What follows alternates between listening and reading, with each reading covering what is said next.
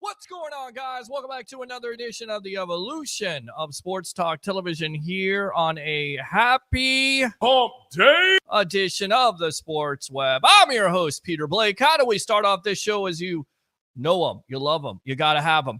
Bring your passion, bring your excitement. Just don't bring any nonsense. On tonight's show, I have my co-host, Mr. Harry, the Greek professional handicapper extraordinaire of this show, talking what else about that big-time Tampa Bay Buccaneer victory over the Philadelphia Eagles 32-9. Gotta love that. We'll also have Mr. Leo Haggerty, the legend himself, former Coach Scout and now media member of Night Sports Productions and Amped Up Sports. Ken Podolak on with us once again, talking about that, breaking down that game. Bucs fans, what do you think? Definitely want to hear from you because the phone lines will be open. You tuned in, text in, call in. 727-255-0391. It's 727-255-0391. At 9:30, we will have editor and writer of Buccaneers.com, Mr. Scott Smith, who's covered this team over 20 years. Interested to hear what he has to say. And then at 10 o'clock, we will have Shooter and Stache on here, talking what else about their Tampa Bay Buccaneer thoughts. And, of course, one of your, if not your favorite hockey team, the Tampa Bay Lightning. And then, once again, we'll be breaking down that win versus the Philadelphia Eagles. How confident are you versus the Detroit Lions on Sunday at 3 o'clock? And I'm thinking I'm going to be going somewhere. I'm figuring this out myself. I think I'm going to show up to the Crew Life. I think I'm going to show up to that Crew Life party. I think I'm going to go back to Riveters because I like that atmosphere. I'm going to bring my family out there. And I'm going to bring, I heard Gene Thomas of Buck, which you heard is going to be out there. So I'm going to go ahead and cover the game. I'm going to give you a pre-show, a halftime show, and of course, a post-game show with all your phone calls, all your reaction.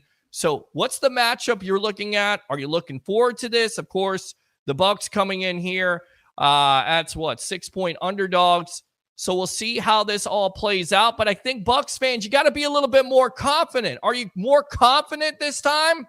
I know there were some fans out there thinking, you know what? This team is over. It's over with. It's done. They have no chance to get through the first round. I'll tell you what. Let's go out to the phone lines and we'll get our guest on. Ed, starting it off, welcome to the Evolution. What's on your mind tonight?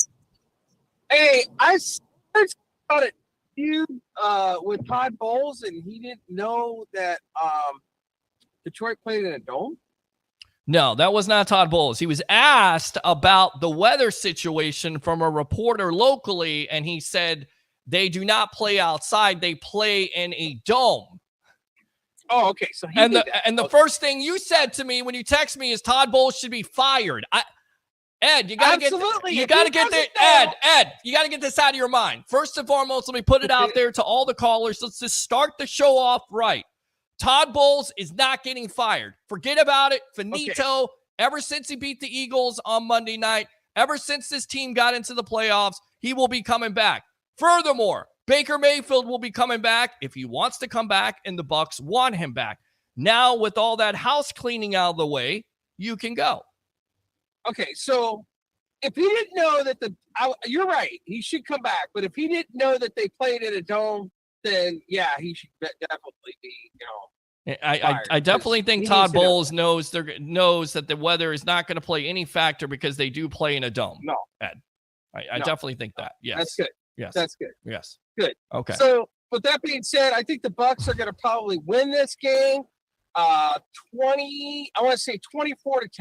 24-10. Why do you think 24-10? Who's your player of the game? What's your biggest factor? What are you looking at in this matchup for the Bucs to dominate the Lions? I think Anton Winfield is going to be the player of the game. Okay.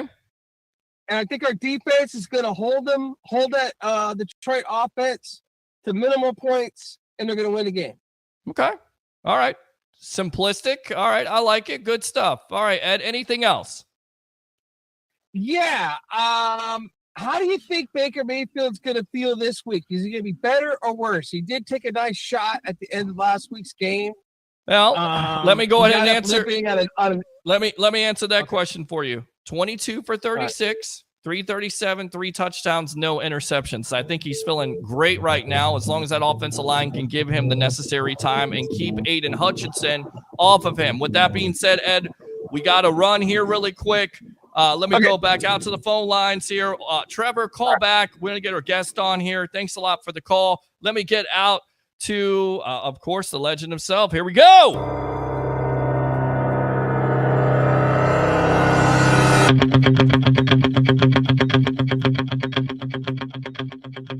Coach Scout and now media member of Night Sports Productions and Amped Up Sports, Mr. Leo Haggerty. Welcome to the Evolution. Let's go out to Ken Podolak here from Philly. Guys, I got to start it off. How are you feeling? Give me your overall analysis of this game because it's pretty simple. This was domination by not only that Bucs team, but Bucs defense. Welcome to the Evolution. Ken, I'm going to let you start on this one because I'm still crying in my beer. All right, Leo. How you doing, Peter? Listen, hey, kudos to the Bucs. They did a great job. Up in Philadelphia, the Philly fans are getting a lot of discomfort from embarrassment. And they are riding the pain train. And that pain train is stuck in frustration station. So I can tell you that was a big surprise to not only the team, but to all the fans of the faithful Philadelphia Eagles. So let's get the conspiracy theory right out of the way. I'm just sharing this with y'all. And it goes like this. Somebody from the Eagles office leaked the Kelsey retirement talk to the press, and that's a cover for the collapse of the Eagles. What do you think about that, Peter? I think Yeah, I'll tell you what, let's go out to my co-host here. Here we go. The Greek is in the building, Mr. Harry the Greek. Welcome to the evolution of Sports Talk Television. I'll start out with Leo, then I'll come out to you, Harry. Give me your overall analysis, Leo, of this game. You know what the terrible thing of this, Peter, is we don't know how good the Bucs are because the Eagles were that bad. And That's correct. I talked to you before the game, and I said, the weather was going to determine this. And you said, what do you mean? I said, if it rains, the Eagles win because the Eagles will be forced to run football. The Bucs, if it's dry, they can both, and the Eagles will go past happy. It's definitely analysis of paralysis because the Eagles coaching staff overthought this. They said, okay, we ran for over 200 yards game 3. They're going to stack the box. So what? Still run the football. They came out the first 2 plays, 8 yards, 4 yards. They said, hey, great. And then the next 12, they threw it. And by the time you looked up, they're behind, couldn't get back in the ball game. So, yeah, a terrible offensive game plan for whatever reason. And that defense is in shambles. I'll tell you what, tackling 101 is terrible. Yeah, definitely the defense shambles, and this is kind of one of the matchups here I was looking at. The Bucs could definitely take advantage of it. Now, you told me coming into this game that not only Godwin but Evans would not be in the game plan, that it would be guys like Cade Otton, Trey Palmer, and David Moore. I would tell you you were drunk, but that's exactly what the Bucs did on Monday night. Cade Otton had an absolute phenomenal game, a career game. However, really, you're going to drop those easy passes? You better not do that this week against Detroit. Let me tell you something. When one hits you right between the numbers and you drop it for, 30 yards. But anyway, we're not going to go there. Philadelphia came into this game. Whoa, wait a minute. You're all over me at the beginning of the season when I said Evans was dropping passes. And now you come back and say Evans. I agree with you. I'm pulling your leg here. You're exactly right. Evans has to catch those passes. Oh, come on, man. They're hitting him right in the bread basket. He's got 30 yards behind him. You know what the real ordeal is? Yeah, what's that? Leo hit it right on the head. Philadelphia looked god awful in this game. Oh, my God. They did not want to tackle. They didn't want to get hit. They didn't look like they wanted to be there. I was looking at the emotion on the sideline. I really couldn't believe exactly what I was watching. And as I predicted from before, and I told everybody that this could have been a very get-right game for the Philadelphia Eagles. No, it goes to show you. You lose 6 of your last 7 before heading into this game. This team was in turmoil. But I was talking to some people that have a lot of inside information. A.J. Brown is not as hurt as what people think that they are. This guy was not going to play and may have very well played his last down of professional football for the Philadelphia Eagles. Okay. He is another Brandon Marshall on steroids. Okay. And I'm not talking about literal. I'm talking about up here. Doesn't get along with the team, not a consummate team player. And there's going to be a lot of accountability from top to bottom. There's going to be a lot of shaking up. And I'm going to tell you right now, don't be surprised you see yourself with another quarterback up there in Philly next year, because that's also another problem. That's a guy who got paid and doesn't want to play correctly. And A.J. Brown, he needs to go hit the door, in my own personal opinion. I respect that Philadelphia organization, but you do not let a team like that with that much talent. I'm telling you right now, the second highest talented team in the National Football League, sorry, pal, you don't go 7 of your last 8 and go into the losing column. They did not play inspired whatsoever. Nick Sirianni, all the way down. Something's got to change. Leo, do you think that Nick Sirianni eventually gets fired? Will they do this? I mean, now it's been reported the last hour that the Dallas Cowboys are going to bring back Mike McCarthy, that they're not expecting a coaching change. Some people were hinting at Bill Belichick. Of course, he's interviewed with the Atlanta Falcons, so maybe he ends up with the Falcons in the NFC South. But said, should Sirianni be on the hot seat? Should he be fired for losing 6 out of 7 with the Eagles? You know what? I'm going to start with this, Peter, and then I'm going to throw it back to Kenny because he's up there. But you got to understand, anytime you do not get a home playoff game, you are definitely on the hot seat. Andy Reid hung out in Philadelphia, and everybody said, well, why is he still there? Why is he still? Well, he was getting 1 or 2 home games. You know what that is? That's cha-ching, cha-ching for the owner. Because now, when you have a home playoff game, you do not share revenue. You keep the entire enchilada. Yeah. So that's huge. They didn't have it this year.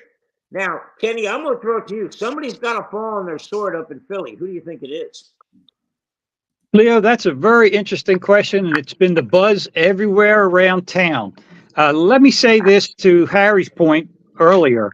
0 for 11 on third down and missed tackles in a tackle football game? Missed. Come on, man. How about not even attempting a tackle? That was the most. That Buddy Ryan. You hear that scratching? You know what this is? That's Buddy Ryan scratching at the top of his grave. That was disgusting.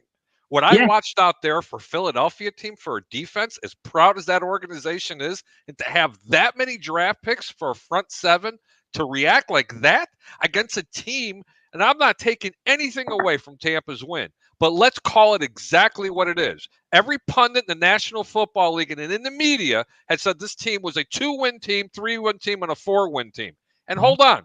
They could have won this division against New Orleans. They laid an egg. And then they went to Carolina, the powerful Panthers, and don't even score a touchdown and only score 9 points. Come on, man. You got to show up better than that. Philadelphia is going to hang and burn that stadium down if they don't do something. That was disgusting what they did. You got that. You got that right, Harry. And I call that willful failure to perform and no intentional roughness. And you need intentional roughness when you're playing football. Come on. You definitely need that. And I tell you right now, speaking of roughness, haven't you heard that, Ken? By the way, I'm just asking you. Didn't you hear anything about that? That A.J. Brown is not as hurt as what the media is being told. Well, yeah. The mystery question for me is why wasn't he even at the game? I mean, come on, yo. There you go. It's your team. And by the way, you guys may or may not know this. He and Jalen Hurts are family by godchild. One is the godfather of the other's child. So they are extremely close, and they also are darn near most of the payroll in the town. So to get back to Peter's question about the coach, yeah, he's on the hot seat, but he's small potatoes money-wise compared to Hertz's $250 million and Brown's over $100 million. If you're Jeffrey Lurie and you've got the player saying one thing, costing you $200+ million, and the coach saying another, and it's $5 million, it's a lot easier to change the coach than it is to change the players. But the challenge is to find a coach that can come in and get them back on task. Well, I tell you right now, if you're going to change the coach, it should be Jim Harbaugh or Bill Belichick. That's where you start. For me, Sirianni, 34-18. I don't think it's necessarily all on coaching. And I will say this. I think a lot of people just have to give credit to where credit is due. This Tampa Bay Buccaneer team came out and punched them in the mouth. And Todd Bowles had a defensive scheme, which, Harry, I've been very, very critical of this defense. I will not be critical of this. I think Leo and I can attest to that. Top 10, Peter. I don't know what else to tell you. You and I sat here. We sounded like you and I sounded like Sharp and who's that other guy? What's that moron's name? Skip Bayless. Those two. You and I sound like those two going right back at each other, back and forth, back and forth. I kept telling you, Peter, what do you want the defense? They're top 10. Oh, they're no good. They're this, they're that. And I was like, you want them to score the points too? I don't care if they give up 400 yards a game. If they're not scoring and they bend, but don't break, be happy. Yeah. And you know what? That's exactly what you got. But to your credit, whoever said, they punched them right in the mouth. Well, do you know who else punched them in the mouth? The New York Giants and the Arizona Cardinals. Now, those are some really storied franchises this year, guys. Well, again, it comes back to, not for long in the NFL. You got to play one game at a time, and it's a week-by-week league, and this is the evolution. I'm your host, Peter Blake, along with Harry the Greek, professional handicapper extraordinaire of this show, the legend himself, Mr. Leo Haggerty, former coach, scout, and now media member of Night Sports Productions and Amped Up Sports, and, of course, Ken Podolak giving us that Philly feeling here, which is not so great because not only was it the defense that really showed out. It was Baker Mayfield here, Leo. 22 for 36, 337, 3 touchdowns. And again, it could have been 400 to 500 yards if Mike Evans dropped. If Kate Otten doesn't drop a couple of easy well, passes. he was grabbed around the waist, okay? So you got to. Oh, will you please stop it? 180-pound DB's grabbing him by the waist. He's 250. Will you stop it? I don't care, Peter. If someone's draping all over your back and the ball hits you in the hands, I'll defer to Leo. Leo, do you catch it or no? Hey, Kenny, you and I know if you can catch it, you can catch it. Yep. That's the bottom line as a wide receiver. You know what? Hey, I got a question for both of you gentlemen down there. Leo, you're like my buddy. I love you to death. Ken, first time honor meeting you, sir. It's really great. But doesn't this kind of smell a little bit like Carson Wentz with Jalen Hurts right now? Honestly. I mean, just think about that just for a second. Kind of sip it, taste it, digest it for a second. Doesn't that Harry, feeling almost feel a little bit like Carson Wentz now? You must be reading my notes, Harry, because I have down here as one of the biggest knocks on Howie that it seems like it's deja vu all over again. Yes, sir. A third-year quarterback getting franchise money, and then the impact of the player just kind of drops off the table. I mean, that's a repeat story that we've heard a couple of times. And by the way, it's Howie trying to save a couple bucks by signing the kid early, right?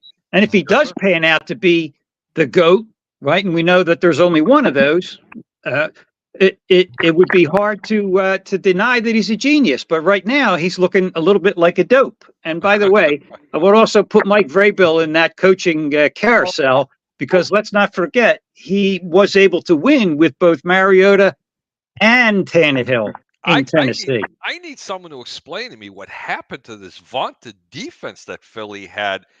Oh, you mean the bend and then you score defense? No, well, no, honestly, that vaunted defense that they had, I understand the secondary had problems. Was it the system that was too hard? I've heard a lot of different stories. Who's your defensive coordinator? Is it Matt Patricia? Is it Sean Desai? Well, that's the point. The change in the midseason. I heard they really didn't care for Sean Desai, the players, and this is why the change was made. I don't know how true it is, but there's someone on the organization that I have an insider with, and that actually currently plays. Mr. Number 2 Pencil, Patricia hasn't done anything ever since he left Belichick's side, and he's not going to do anything. In fact, that defense of the Eagles next year will improve with losing him, because every time Patricia coaches a team like the Lions, the defense was awful. They had no plan. The Eagles the same way. And when you have 2 defensive coordinators, you have 2 chefs in the kitchen, it's not going to necessarily work out, right, Leo? You know what, guys? I'm not going to throw Patricia or any of the coordinators on the bus, because as Kenny and I have discussed, they were playing with linebackers that it was like major league. You know how when the guy walks in and the guy goes, "Who's that guy?"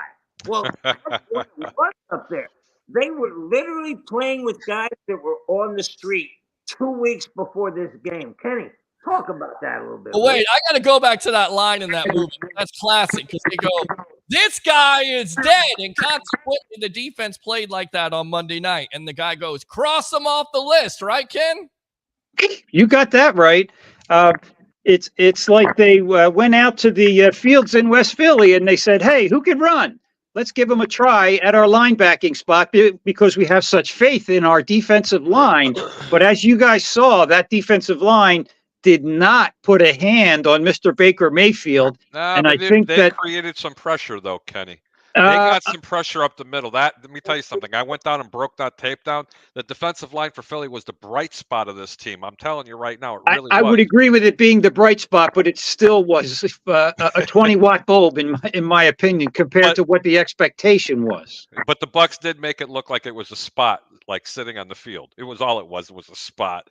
God, they got dominated. It was absolutely embarrassing for them. On my list for who has to go, first off, they got to go get 2 linebackers at least, and a safety, and 1 or 2 corners. You could throw an offensive lineman in there if Kelsey winds up ultimately retiring, but that would be my list for what has to happen, to the Eagles. And hey, credit to the Bucs. I mean, they were playing downhill both sides of the ball, and everything worked. Right. I just hope that they look at that tape with their eyes open going up against next week's opponent, because I think it's going to be a little bit different ballgame. Yeah, Detroit's really going to try to manhandle them like they did down here when they came in. But I'll tell you what, guys, if you watch the Buffalo game, when Buffalo lost their two linebackers, what did Pittsburgh do? They threw 5 and 6 yard passes and they yacked the daggone Bills to death.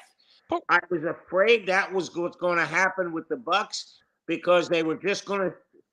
Everybody knows what's the best thing for a quarterback? A good offensive line, a really good running back, and a great tight end. And we knew they were going to just abuse the Eagles linebackers with those tight ends. And that's what happened. I mean, so Leo, along those lines, there were many empty backfield sets which invited the blitz, and I don't know why Hurts didn't have anything to go to on the blitz, an in-breaking route right over the linebacker, dink and dunk. I mean, come on. Well, another thing after. Let's talk about that. Let's go ahead and put that point out there that Todd Bowles blitzed the majority of the night. And the reason why there was nothing out there is because either the pressure was getting in her face, and then furthermore, you have to give credit to where credit is due. That did a hell of a job of defending the wide receivers and also the tight end. Harry, go ahead. I was going to say this, a couple of things. One, Jalen Hurts looks very slow compared to what he did from before. Honestly, it's not as fast as what he was. But after watching a lot of the tapes, I will tell you this. Tampa did a lot of things that were a little bit different. They were showing schemes, especially with a 5-man front, that they haven't shown all year long. So they gave them a little bit more of a wrinkle. I don't think they even needed to do that. The bright spot for the Philadelphia Eagles was the defensive line. They did create pressure. Tampa's got a lot of problems, especially in the middle and protecting Baker Mayfield. But Philadelphia couldn't really get too much pressure on it because they didn't know how to blitz this team, because they were making them look so bad. My questions for Ken or Leo, you guys, either one of you guys take this. Why don't the Eagles revere their linebackers? Why is it they just find it so easy just to give up their linebackers? I know one that's because they're in love. They're in love with their defensive line and they're in love with their cornerbacks. But the cornerbacks stink this year, and it's been like that not for this year. It's been for 2 years in a row. Their secondaries. It has a propensity of just giving up big play after big play after big play. Let's go back to last year's Super Bowl. I think they did pretty darn good. It was a very entertaining game for everybody involved, right? The secondary was the bottom third of the league. I mean the Super Bowl game, not the play throughout the year, but the game itself. Well, that's a good point. That's fair, but I'm just telling you throughout the year, that's what happened. My question is, why did they give up so easy on these linebackers? I think the salary cap issue, Harry, real simple. They got a lot of money dumped into the offense at quarterback and wide receiver. That's true. They got a lot of money dumped into the defensive line. And, somebody's got to suffer. And again, I have never seen, and Ken, correct me if I'm wrong, I have never seen a team in the last 2 or 3 years who have lost linebacker after linebacker after linebacker like the Philadelphia Eagles to injury. Yep, that's true, Leo. Injury has been a big problem, but still they have had weak raw material going in. And I think you hit it right on the head. When you have 2 10+ or 3 10+ year players, that takes up a lot of cap space that you would spend for a sturdy linebacker that could help fill behind that defensive line and in front of those safeties. All right, guys, let's go ahead and wrap it up because we got Scott Smith, Buccaneers.com, coming on the evolution of sports talk television to break down more of this matchup with the Lions on Sunday. With that being said, what do you see a key for this Bucs team to go on and win this game, Harry? What, against this team coming up when they're going to be playing against Detroit? Yeah. I'm going to save that for a little bit later on because I could break that down a little bit better for you because I did watch and break down exactly what Dallas did so well. Not Dallas, what Detroit did so well against the Rams. Mm-hmm. I will tell you this. It's going to be a different type of game, and it's not going to be as high scoring as what a lot of people think, and I will give those reasons here shortly. Okay. All right. Let's go out to Leo here. What's one of your key matchups for this Bucs team to continue the momentum, and what's the thing that's kind of scaring you about this matchup against the Lions that you think could affect the Bucs on Sunday? What's scaring me about this matchup is Dan Campbell, because when he came on board with Detroit, his modus operandi was to get tougher than everybody else in the trenches, and he has. Peter, we saw that when they came in, they didn't just beat the Bucs, they beat the Bucs up when they were in here, physically. That can't happen. The Bucs got to get the lead. They got to play with the lead, because if they're going to play catch up against Detroit, hey, Katie barred the door, because here comes that defensive line, and believe me, they'll come with a vengeance. So the Bucs need to get the lead. They need to play smart football. Don't turn it over. And I agree with Harry. Bend but don't break. Don't give up anything big. Make them go 8, 9, 10, 11, 12 play drives, because, hey, as we found out, there are very few teams in the National Football League who can do that don't have a Buffalo Bill on their helmet. There you go. Ken, go ahead and finish up here, and we'll get you out of here on that. What is a key matchup for the Bucs to win this game versus the Lions on Sunday, and what scares you about this matchup for the Lions against the Bucs? Sure, Peter. So I really love Todd Bowles' approach to defense and what they did last Sunday. And if you recall, when we were on with Ron last week, I took him to task and said, all due respect, Ron, but we need to mix it up on defense. I was thinking of Todd Bowles and what Ron had said about his propensity to blitz and to mix it up, because that is the best way to, I think, get an effective defense. So having said that, I think the defense needs to continue to play downhill. The offense needs to protect Baker Mayfield, and in that formula, they could come out with a win, in my opinion. But it's an interesting game also, because I think it's two teams that are the dog that caught the bus, if you know what I mean. Now, What do they do with it? So the team that manages that conundrum best will be the team that wins the game. All right, guys. Thanks a lot for your time here on the Sports Web. Leo, as always, we'll see you next week, my friend. Feel free to call on Sunday if you like to. Good stuff. Ken, thanks a lot for your time. Let's go back out to we'll read the text messages in a moment, but I want to get out to my guest here. Big fan of him. Watched his work there on Buccaneers.com. Read his work. Editor and writer of Buccaneers.com. See him out at the press box there. Mr. Scott Smith, welcome to the evolution of Sports Talk Television. How you doing? We're getting a lot of feedback, Peter. Oh, well, thank you. Yes, a little bit of feedback. I don't know what that is. Okay. I muted his mic. Now I don't hear it. It's on his end. Yeah, it might be on your end. I'll tell you what, Scott, go ahead and log back in again. Maybe try that. Come out and then log back in, and maybe that'll fix the issue. Do you have your hold on, Scott? Do you have your volume on? Yes. That's weird. Okay. I'll tell you what, go ahead and log out and then log back in, and we'll see if that'll correct. All right. Sounds good, guys. All right. That happens sometimes, live television. A little bit of feedback. There's a little bit of feedback. It was just a little bit too hard. Hey, I'm going to go ahead and bring in this little quote in here. I know you want to run it, but I do want to show you this. This is someone from Philly. It says, guys, I live in Philly. I had 12 guys over at my place for the game, all Eagles fans. I'm the only Bucs fan. True, we had a lot of drop balls, but our defense played great. Amen.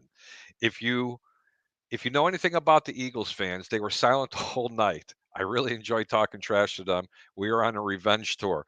Bring on the Detroit. Love it. Love it. Absolutely love it. Ron, thanks a lot for the comment. Let's see if this works now. No, we're still getting that feedback there. So how we doing? What's going on, buddy? All right. So we're gonna. I guess we're gonna deal with the little feedback there. Welcome to the Sports Web, of course. Give me your overall analysis of this Philadelphia Eagle win, 32-9 on Monday night. To me, the biggest thing was Dave Canales' play calling. I thought he was on a heater in that game. And also Baker Mayfield, when Dave Canales has said from the beginning of the season, what does he want from Baker? He wants him to take the easy stuff, take the simple stuff, and also, when the time is right, take the shots downfield.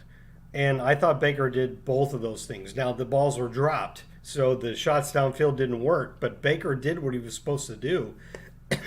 And I just thought he played a masterful game. I thought Dave Canales called an incredible game. Think of that 4th and 1 when they had the unbalanced line and they were playing off of looks they've shown before, and then they did the pitch backwards to Rashad White. To me, Baker Mayfield and Dave Canales had enormously good nights in that game. Absolutely. I completely agree with you when it comes to Baker Mayfield, 22 for 36, 337, 3 touchdowns. Not only this game, but throughout the year. Are you surprised that he's played so well as this starting Bucs quarterback? 28 touchdowns, 10 interceptions. I'm not surprised. I would say, I said this at the beginning of the season. The discourse about the Buccaneers going into 2023 was, hey, this is a team that's been in the playoffs the last 3 years. They lost Tom Brady, and they replaced him with Baker Mayfield. And a lot of the discourse was, well, this is a talented roster. They have Mike Evans and Chris Godwin and a lot of talented players, Tristan Wirth on offense, and they have a talented defensive roster. But the discourse was they weren't going to win because they didn't have a quarterback. And my point was, we've seen Baker Mayfield do this. In 2020 with the Browns, we saw him have a very good season and lead the team to the playoffs and win a playoff game. And so there was no guarantee that was going to happen. But my point was, if Baker Mayfield plays like he did that year, which we've seen him do, then why isn't this team a playoff contender? And, we saw what happened. You're exactly right. Harry, you got a question? Actually got a couple. Scott, nice meeting you, by the way. Yep. Hi, Harry. It's fair to say, I don't want to talk too much about the game. I want to look into next year a little bit because, anybody can ask you about, hey, go Bucs, go Bucs, go Bucs. Let's talk about reality. Nobody knew that they were going to get Baker Mayfield and steal him, for X amount of dollars. And he made his incentives. What did he make? $4 million, $6 million, $8 million for the year? It's still even less than what backup quarterbacks will make, in regards to pay. Now that he's brought them to the playoffs, and now that Baker Mayfield has led them to a victory, seeing how there's 7 teams out there vying for a quarterback, and he is a free agent, and the Buccaneers have a lot of players to sign, and they're not the greatest at cap space, but not as bad as last year. How much do you think it's going to command? Baker going to command to be able to sign with the Tampa Bay Buccaneers again, if in fact they do want him? And do you think they can afford him? Because there's some teams out there going to be very aggressive. And let me be really clear. Remember what they paid some quarterback up there, Mr. Danny Dimes up in New York. What do you think it's going to cost the Bucs to keep him? Well, it probably depends on the structure of the contract, I would think. Geno Smith, who was pretty much in the same situation, basically got $25 million a year for 3 years, but incentives made it worth $105 million, so $35 million. I would think it'd be somewhere in that range. And I do think that both sides are going to be motivated to do that. This team really likes Baker Mayfield, and I don't know. You look at these quarterback contracts, and it's hard to figure out what's going to happen. But I think somewhere in the 20-something million range for him, and I think he wants to be here. And hopefully, that helps out. Okay, I know he wants to. I just have one other question for you, actually. There's attrition every year with every team in the National Football League. Who do you think the Bucs won't be able to sign, assuming it does cost Tampa a minimum of $30 million this year? Do you think they lose someone? Do you think they'll lose Mike Evans? You'll get them all back. I think so. I think you're talking about Baker, Mike Evans, Antoine Winfield, and Levante David, right? Yeah, because the reason why I'm saying this, there's one particular player out of Chicago. There's rumors are coming out of there that the Chicago Bears are willing to make him a max offer to bring Mike Evans to Chicago. How does Tampa even compete with something like that? Competes with that because it's Tampa and because Mike Evans is a Buccaneer. And maybe he wants to be a Buccaneer for life. Now, I understand your point. It's a great point. We did not make a contract agreement with him before the season started, and so he said, we're not going to talk about it until after the season. And so at that point, you're thinking, well, there's a good chance he's going. I don't know. After this season, after what happened, after the way he's had this connection with Baker Mayfield obviously would love to have him back. I don't know. Maybe I'm being too optimistic, but I think that Mike's going to re-sign with the Buccaneers. I don't think Great answer. Thank you. I don't think you're too optimistic at all. We're almost at the Buccaneers.com. I'm your host, Peter Blake, along with Harry, the Greek professional handicapper extraordinaire. I don't, because the Bucs have shown, Jason Light has shown that they can get this done. Mike Greenberg right now being interviewed by the Carolina Panthers. So we'll see how that turns out, because I think that would definitely be a big loss to this organization and the way they do contracts. With that being said, talk about Todd Bowles, because a lot of fans wanted him fired at 4-7. This team looks like they're basically done with their backs against the wall. And then all of a sudden they get that 4-game winning streak in December. I get it. They have a clunker versus the Saints. They beat Carolina, but kind of talk about Todd Bowles and how he's basically kept his job with, that 4-game winning streak, and with his back against the wall has made those necessary adjustments. I think the team was already bought into Todd Bowles before the streak. During the 1-6 stretch, where I'm saying they lost 6 or 7 games. Yeah. They all felt like they were so close, and I don't think anybody gave up on what was going on in the leadership and the program.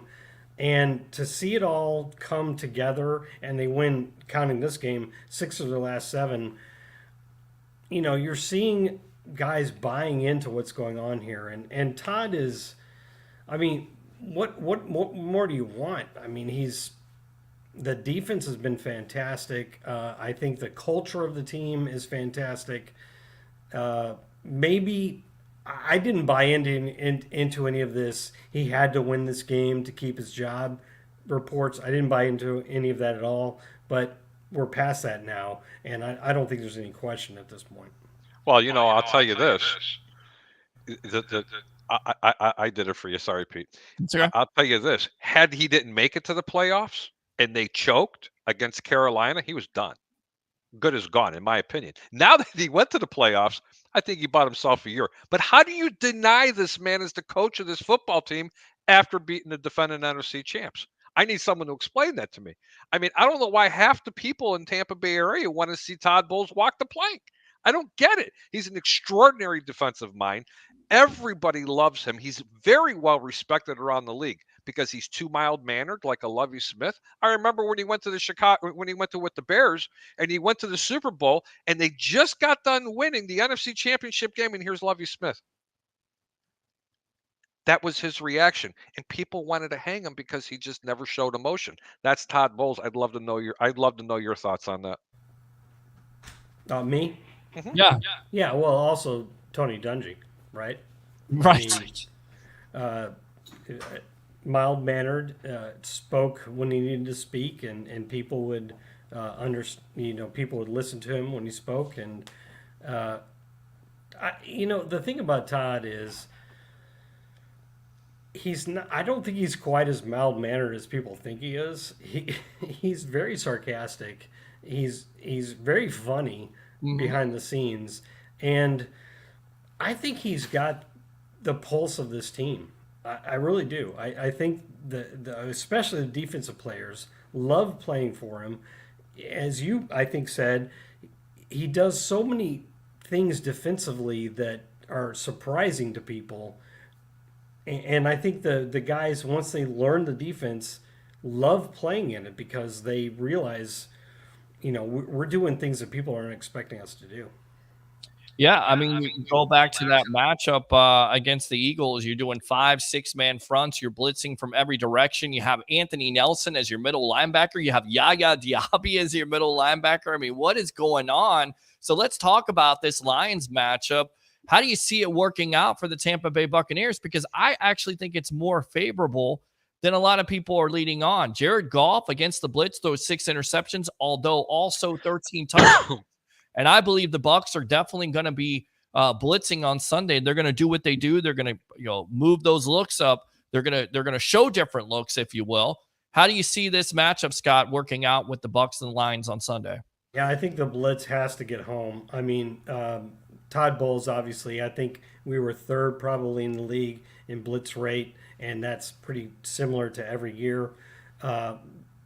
Jared Goff has had a phenomenal season, and I think he's an outstanding quarterback. But like most quarterbacks, especially ones that aren't particularly mobile, if you can get pressure on them, you can make a big difference. And I expect Todd Bowles to try to make that happen. On offense, I think you got to try to run the ball. They have a great run defense. And I said before the last game against Philadelphia that I didn't think we would win if Mike Evans and or Chris Godwin didn't have big games. And then they really didn't have big games. And the Bucs won running away because Baker found Trey Palmer and David Moore and Cade Otton. But I'll go back to that. I think that Chris Godwin and Mike Evans, or at least one of the two, has to have a big game against the 27th ranked passing defense in the league. And, if that happens, I think we got a good shot.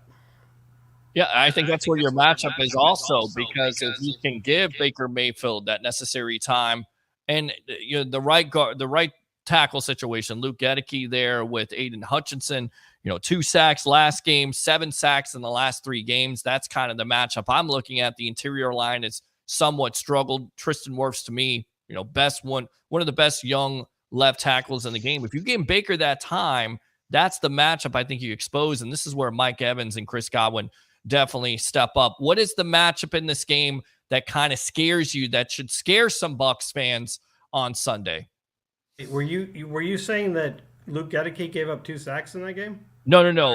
Aiden Hutchinson had 2 sacks against the Rams, and he's had 7 sacks in the last 3 games. So Luke Gedeke versus Aiden Hutchinson on that side, I think that's the matchup I'm kind of looking at, where you're kind of a little bit worried about. What's the matchup you're kind of worried about against the Lions? I 100% agree. That's probably the critical one. Luke Gedeke against Aiden Hutchinson. But in this last game, Luke Gedeke faced 25 pass rush snaps against Hassan Reddick and did not allow a single pass rush. And Hassan Reddick, I think, is as good as Aiden Hutchinson.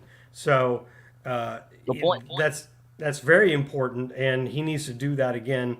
So maybe that's what I would say is our biggest our biggest matchup. And obviously, on the other side, Tristan Wirfs, they just to keep the pass rush off of Baker from the edge rushes is probably important. Yeah, no, absolutely agree with you on that. We're on with Scott Smith of Buccaneers.com. I'm your host, Peter Blake, on the Sports Web, along with Harry the Greek. Also want to, kind of touch upon, Amar St. Brown as the wide receiver. Amon-Ra. I for some reason, I have difficulty in saying that man's name, but I tell you right Amon-Ra, and his brother's name is Equimus. Okay. Amon-Ra, that's easier than Equimus. I just said both of them easily. Scott. No, try to be the parent. Amon-Ra, what are you doing? Nothing. What are you doing, Equimus? His name really is the God. If I'm not I'm sorry, what does it mean? The sun god. Oh, the sun god. The sun god. I think the brother's name is Equinamius. Yeah, Equinemius. That's what it is. And he has all 5 vowels in his name. Yeah, but think about this. I mean, look at this beautiful baby boy. Let's call him Equinimus. Are you out of your tree? Okay. So listen, you can dress me up, guys. You can't take me anywhere. But you know what? This is a great segue and really great points. You were talking about you were worried about Gedeke. It's not just Gedeke. You got to worry about Hainsey in this, because there's something that Detroit does that Philadelphia didn't do, and Detroit does a lot of. After breaking down that tape, they run stunt after stunt after stunt. You're correct. Bottom third in the league in pass defense. But what they do get pressure on the quarterback. And the reason why they're the bottom third is because they have to get into a lot of shootouts. Tampa's whole key to this game is stop that run game. And then and I'm going to tell you right now, you're not going to see as much blitzing. And this is why Tampa's going to win defensively against the Detroit Lions. Because if they do play a little bit more zone and they're disguising a little bit more of their blitzes and they're bringing their safety up and playing a two soft shell on the backside, let me tell you something. Detroit will get very frustrated. Vita Vea is the key to this game for Tampa's defense. They stop Montgomery. They stop this offense. They don't stop Montgomery. It could be a very long afternoon. On the other side of it for Detroit, that front four, trust me, they're going to get after them, and they run a lot of stunts. It's Hainsey and Gedeke. Those are the ones that are going to struggle. Your outside tackles are not going to be so bad in this game. Well, I think we did stop them on the run in the first game. Mm-hmm. Yep, you're true. And still lost. So yeah, let's line it up again. Well, and Tampa also blitzed an unprecedented amount of times in that game and got burned, if everybody remembers correctly. You will frustrate Jared Goff by playing zone against him. If you disguise your defense, they're going to have a lot of problems. You keep things in front of you. Amon-Ra St. Brown's a lot easier to tackle when you're looking at him, not from the backside. Oh, go ahead, Scott. What was the question? There really wasn't a question. It was just basically a comment. I just wanted you to feed off of it. This is the things that I've noticed about this particular team after watching them and now watching a couple of games and then going back to see what Tampa did against Detroit. And those were some of the things that I think that Tampa could correct. That defense is not going to be the same scheme. I personally do not believe that they're going to send blitz after blitz after blitz. I understand they blitz top 5 in the league, but this is how you get burned by Detroit. If you keep them in front of you, you will frustrate this team, and Jared Goff will turn this ball over in this game. Well, I disagree. I think that Todd Bowles will blitz him at a high rate because throughout his career, Jared Goff has not been particularly good against the blitz. He's not mobile. So we'll see what happens. No, you're exactly right about that. Again, 6 interceptions coming into it, so that's where you go with it. And I think you do what you do. If you're successful, against if you're successful in blitzing, that's what you do. That's the defense that you are, and you let your outside guys take care of it. With that being said, you've been to a lot of Bucs games. How long, Scott, have you covered the Tampa Bay? It's over 20 years, right? My first year with the Bucs was 1992, so it's been 30 years. 30 years. So, and going back to that game the other night, was that one of the loudest games you've been a part of? And if not, go ahead and give me some games that you've been a part of that you can remember in that 30 years where it was old Tampa Stadium there, the big sombrero, hula hands, and then, of course, Ray J. Yeah, I think the 0-2 San Francisco game was unbelievably loud. That might have been the first time we did the battle flags. We did that again, and the Buccaneers owners have kept with that tradition because it does seem to, I don't know, something about holding flags in your hands and throwing them like increases the volume that the people yell. I don't know why that is, but it was. That game hit me differently. I'm not going to lie. That game, I was high-fiving people in the locker room and in the press box afterwards. Something about that game hit me differently because it was the Eagles. It was Baker Mayfield. It was a team that nobody expected anything from.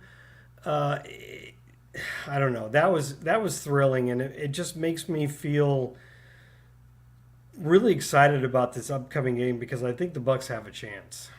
I definitely think they have a chance here. I want to go out to our good friend on the show, Mr. TJ Reeves of the Buccaneer Radio Network. Love the decor in the Scott Smith pad there. TJ also goes on to say here he needs to go back and watch the October tape. I did. Bucs sat back in coverage a bunch, and Goff went 30 for 40, throwing for 353 yards. And I think, Scott, you would have to agree, and there will be much more blitzing, says TJ.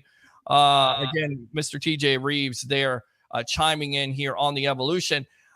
I don't necessarily think you can do that again. I don't think you can sit back. And I also would ask you, Scott, when the Bucs have sat back in that zone defense, this is where they've been exposed. This is where you give up some big plays this is where your aggressiveness is taken away from you. I feel like a Todd Bowles defense, it has to be scheming, changing up your looks, and also blitzing from all points, whether it's the A gap, B gap, outside, playing guys at the middle linebacker. You have to confuse it, a quarterback like a golf.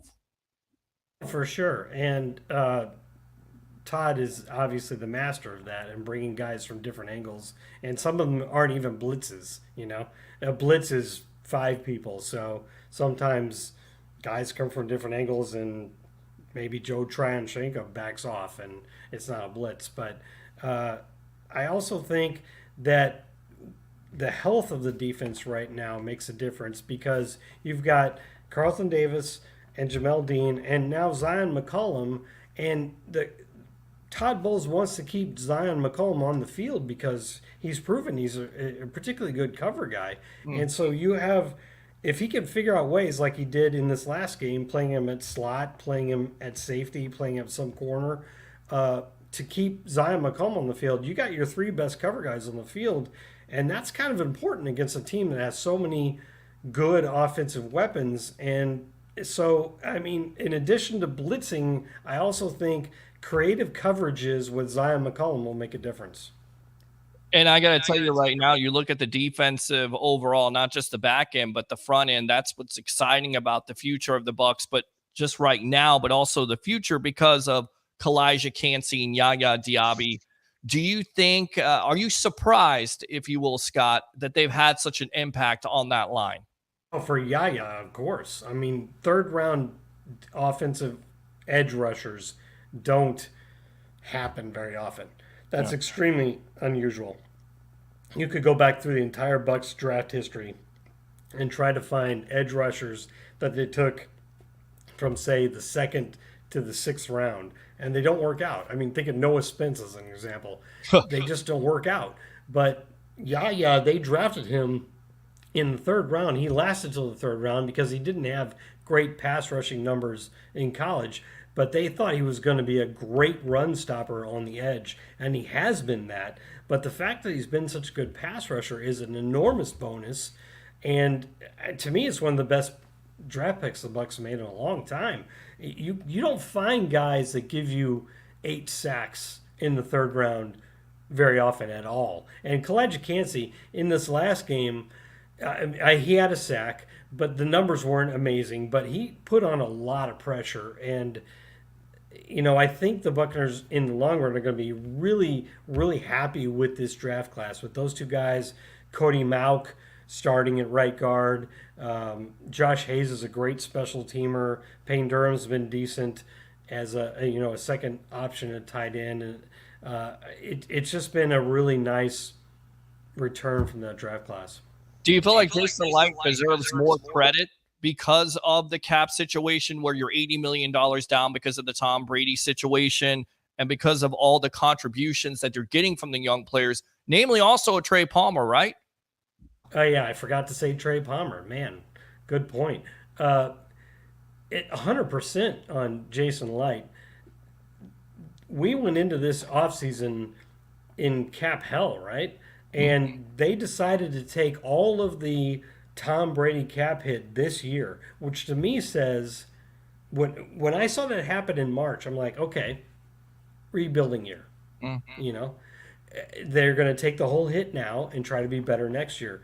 And to take that and then find a way to find people that help, a great draft class, some undrafted free agents like Christian Izien and Rakim Jarrett, to find those guys and then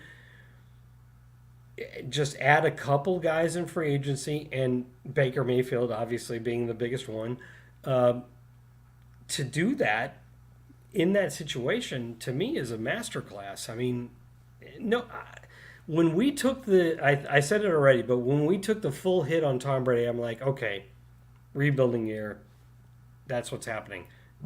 And instead, they found a way to be competitive, and I think that's fantastic. Scott, a lot of people will say that, Rich McKay is the best general manager of all time. I would say, you know what? I think Jason Light's up there and it's actually kind of surpassed McKay in the fact that not only you convinced Tom Brady, but what you've done to build this team up. You get players in the later rounds. He's been successful in that. And if you continue to do what he's done, I feel like you have to make him the best general manager in Tampa Bay Buccaneer history.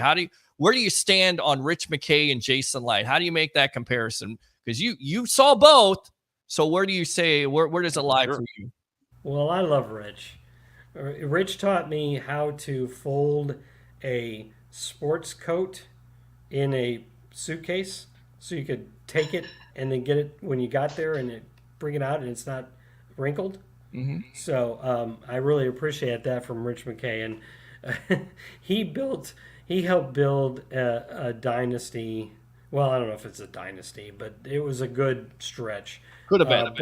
But Jason has had, 10 years. That's not common, honestly. 10 years as a GM is not common. So, and it didn't necessarily start out awesome. There were some free agency moves early on that didn't work out. And, Anthony Michael Collins. Michael Johnson. Yeah, Michael Johnson. Anthony Collins. Yeah.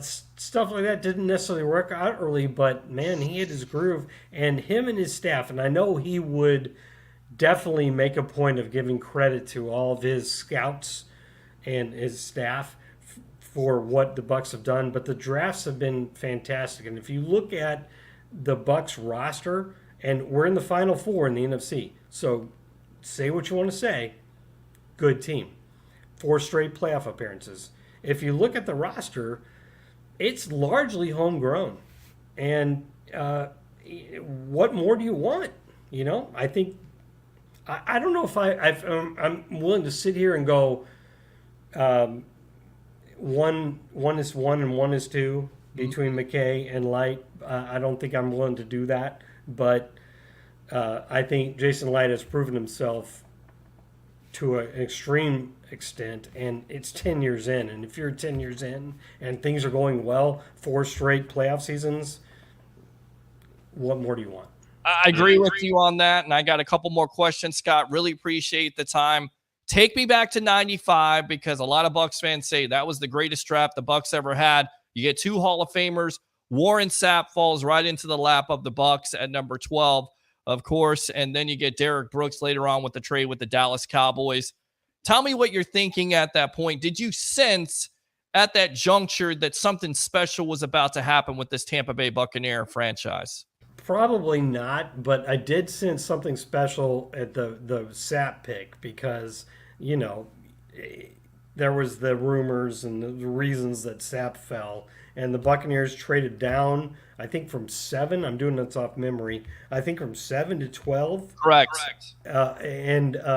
Because the Eagles wanted to trade up for Mike Mamula, the workout warrior. Right. And who actually had a decent career. People give him too much shit. But traded back and got Sapp. And then using one of the picks they got from that trade back, they traded up for Derek Brooks in the end of the first round and got him. And at the time, now this is silly now, but at the time he was undersized because he was like 228 pounds. Obviously, linebackers play at that weight all the time now. Sure. But it seemed like it was a storyline at the time. Trading up for him, probably the most impactful one day in franchise history, right? Mm-hmm. 2 Hall of Famers in the same first round. Amazing in itself. I want one more last question here. You got to take me back to Tom Brady. Where are you at when you actually find out that Tom Brady is going to be a Tampa Bay Buccaneer? Because I remember where I was at. I remember how fast it took me to get on live. Where were you at? What did you think about the whole scenario? Because it was talked about. Nobody thought, no way, Tom Brady's going to go to the losingest franchise in NFL history in the Tampa Bay Buccaneers.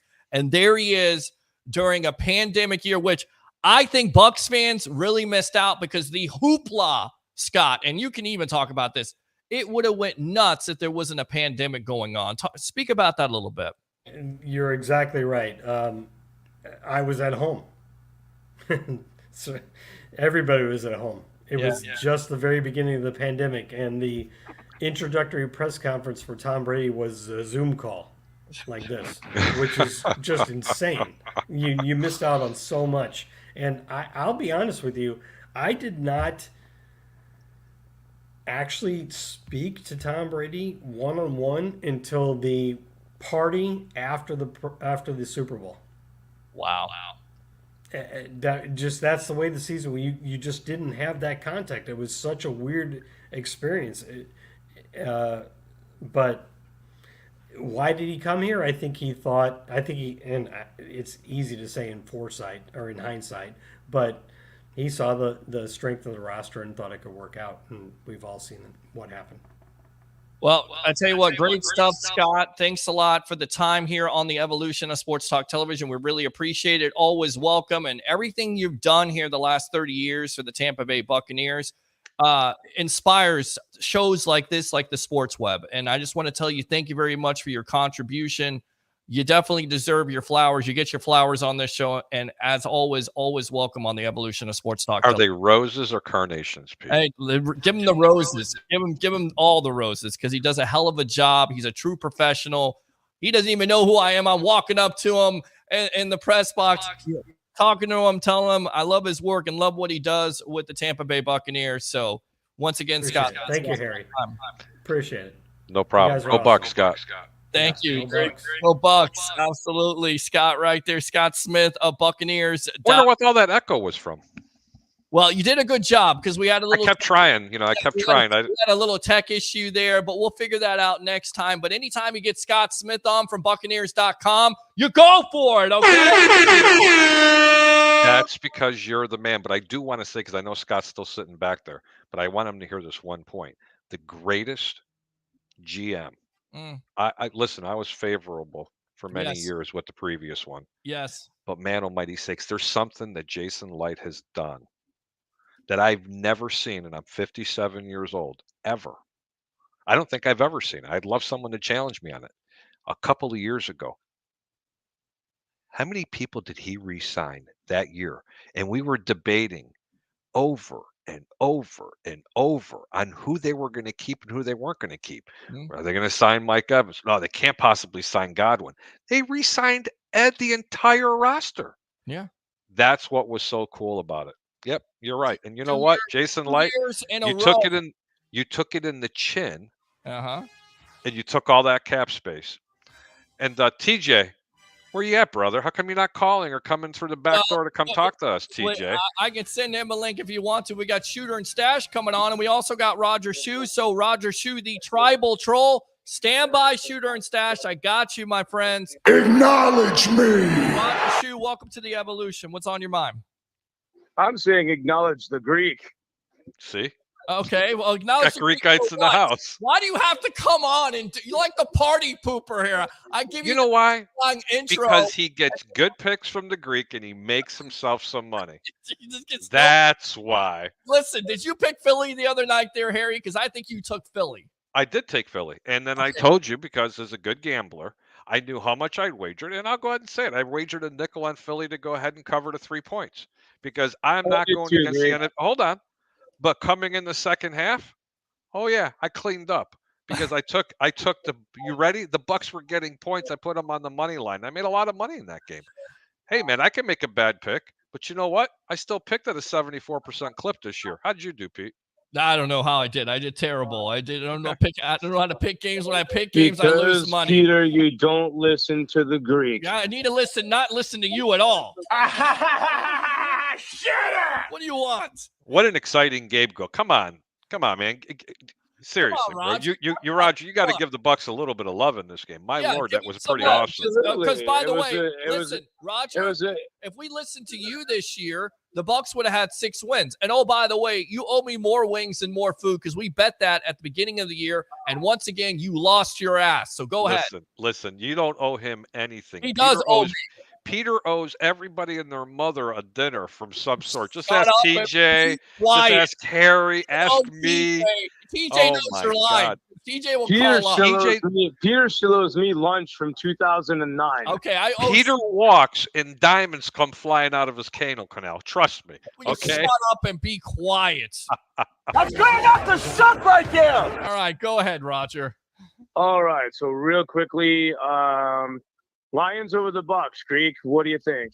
Let me tell you something. It's a real tough game right now, and I'm going to tell you why. Because the Lions are 6.5-point favorite. Everybody thinks that the Buccaneers are going to blitz. I say they're not going to blitz as much in this game, and I'm going to tell you why. I know it wasn't successful for them in the last game. TJ, I know you're watching. Let me give you the reasons. Go back and watch the second half what the Rams did, which they should have won that game. I think 6.5 points is too much. I think Todd Bowles is I think he's an absolute genius when it comes to a defensive mind. They can frustrate him by playing zone and sending blitzes coming from the other side. If they don't blitz as much as they typically do, I'm not saying to abandon the blitz. They will frustrate Jared Goff because I'm going to tell you right now, they got Kalijah Cansey this year. And if he wasn't hurt, you'd be talking possibly about the defensive player of the year. Defensive rookie player of the year. That's how good that young man is. And Yaya Diaby, you get these guys going, that front four is going to create pressure. You're not going to have to blitz as much. Trust me, there's something that opened up that Ram game, and there's tape on what Detroit's faults are. And that's really going to frustrate Jared Goff. I hope I'm right. I pray that I hope I'm right because I'm telling you right now, Roger, play the Bucs on the money line. They don't even lose the game. They're catching 6.5 points. You can get almost 2-1 on your money. There you go, Nice. right there. So he's taking the Bucs. That's exactly what he should take. And I tell you right now, I keep on going back to this point. I'm not sure if Detroit can get up for this game after the emotional toll of winning and the celebration and the crying and everything like that. What a story it is. It is a great story, but guess what? This ain't Hollywood. You can't Hollywood this up. If somebody punches you in the mouth, you get punched in the mouth. With that being said, Roger, go ahead and finish up because I got to get out to my guest. Okay, real quickly. We all know Green Bay sucks. So Green Bay or the Niners? No, unfortunately, but I can't get behind that pick. The Greek can't stand behind that pick. I hate the Green Bay Packers. The San Francisco 49ers are in a different they're in a different zone, okay? This team it's not even close to the best team in the NFC. And I wouldn't mind to see Green Bay beat them because I'm going to tell you right now, I think Tampa has Green Bay's number, but I think it's a little different against San Francisco. And by the way, I did pick the Bucs against the Philadelphia Eagles in the regular season, and I said if they lined up again, they would go ahead and beat them. And I also took Tampa Bay to beat the Detroit Lions, and that game was much worse. It was more competitive against the Philadelphia Eagles, but Detroit, they got their ass handed to them in that game. I don't see it happening this week. I really don't, especially if they don't blitz as much, TJ.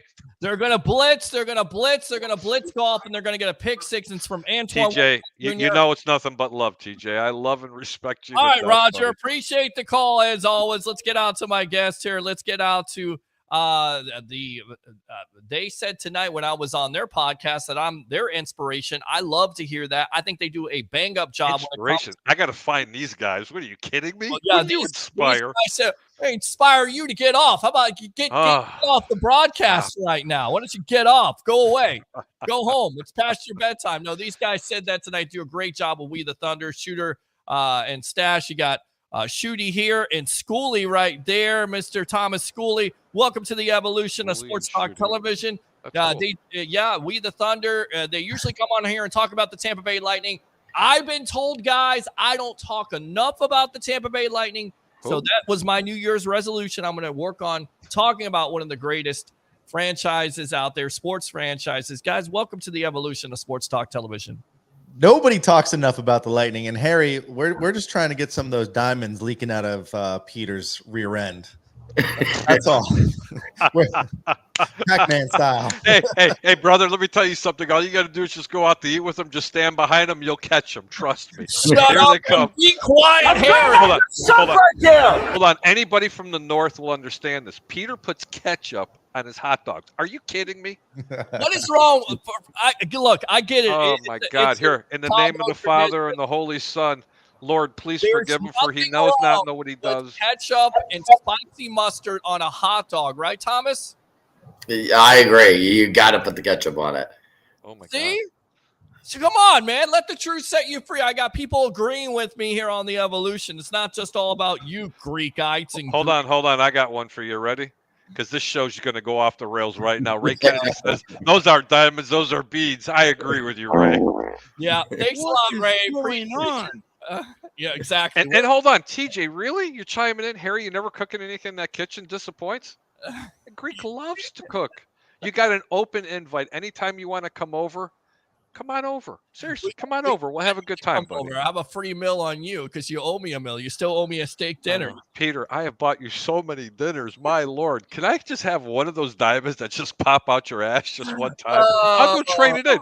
Schoolie and Shooty, we're going to go out and party with this. What are you kidding me? Absolutely. Hey, guys, how about them Bucs this week? How did you like that game? That was fun. That was the most fun I had watching the Bucs since they won the Super Bowl. That's why I called Peter. I was like, Peter, you got to come on my show because guess what? We got to take a time out from the Lightning and we got to talk about the Bucs for a couple minutes here. So I loved every minute of watching them this weekend or last weekend. I can't wait to watch them this weekend. I think they got a pretty good chance to upset Detroit because if you paid attention after that Detroit game when they're interviewing the players and you're showing the fans, it was like they won their Super Bowl. We're going to Disneyland. Right? It was like that was it for them. Disneyland. They might be done. And then the Bucs play on Monday night, and it's like, hey, we've got all these new players that are pretty darn good. And the Bucs, it was so much hype going. It was so much hype going into Monday night facing their old quarterback, or the weekend going against their old quarterback. That was their Super Bowl. They're done and over with. And now we got Tampa coming in on a high. They just announced, I see Fox Sports just announced that this is the highest ticket price for any divisional game ever in the history of the NFL. It's like $2,500 for a nosebleed seat. The average ticket is going for $1,186 is the average ticket and becomes the highest average ticket for any divisional game. I hear the Virgin Mother is going to go to this game because she can't believe the Detroit Lions won a playoff game. That's what I heard. I mean, I could be wrong. It's been a long time. It's been since 1991. You know how old I was back then? Like 13 years old. That's when you started to learn how to make diamonds. Right. We know. I was trying to figure out how to do shows like this and get people like you off the show. Get out of here. Cut you out here. I don't know how old you were, Harry, but I'll tell you right now, it never gets old, if you will, to talk about when the Bucs beat the Eagles. I mean, how happy were you that the Bucs did beat the Eagles with that history? And it always goes back to, doesn't it, gentlemen? Rondé Barber, 92 yards to shut down the vet. Tell me where you were, Shooty, when that happened. Oh gosh, I was a lot younger back then. I was probably out having a really good time. As the Bucs were on their way to the Super Bowl. I don't even really remember that game. I remember the Super Bowl, and I remember that being like one of the best nights I ever had because it was nuts. The apartment I was at after they won the Super Bowl, I just remember like seeing people running up and down the stairs for a good 30 minutes after that, just nonstop. I'm like, where are these people going? Up and down the stairs. And it was such a big party. That's okay. They call that drugs. Right. People and we didn't really get all that. Over the place. We didn't really get that in 2020, you know. The Super Bowl was here, so some of us went to go to the Super Bowl, but it was like the COVID Super Bowl, right? I'd love to share where I was at because I do remember it. And I went to it was after my wife had gotten off of work. She was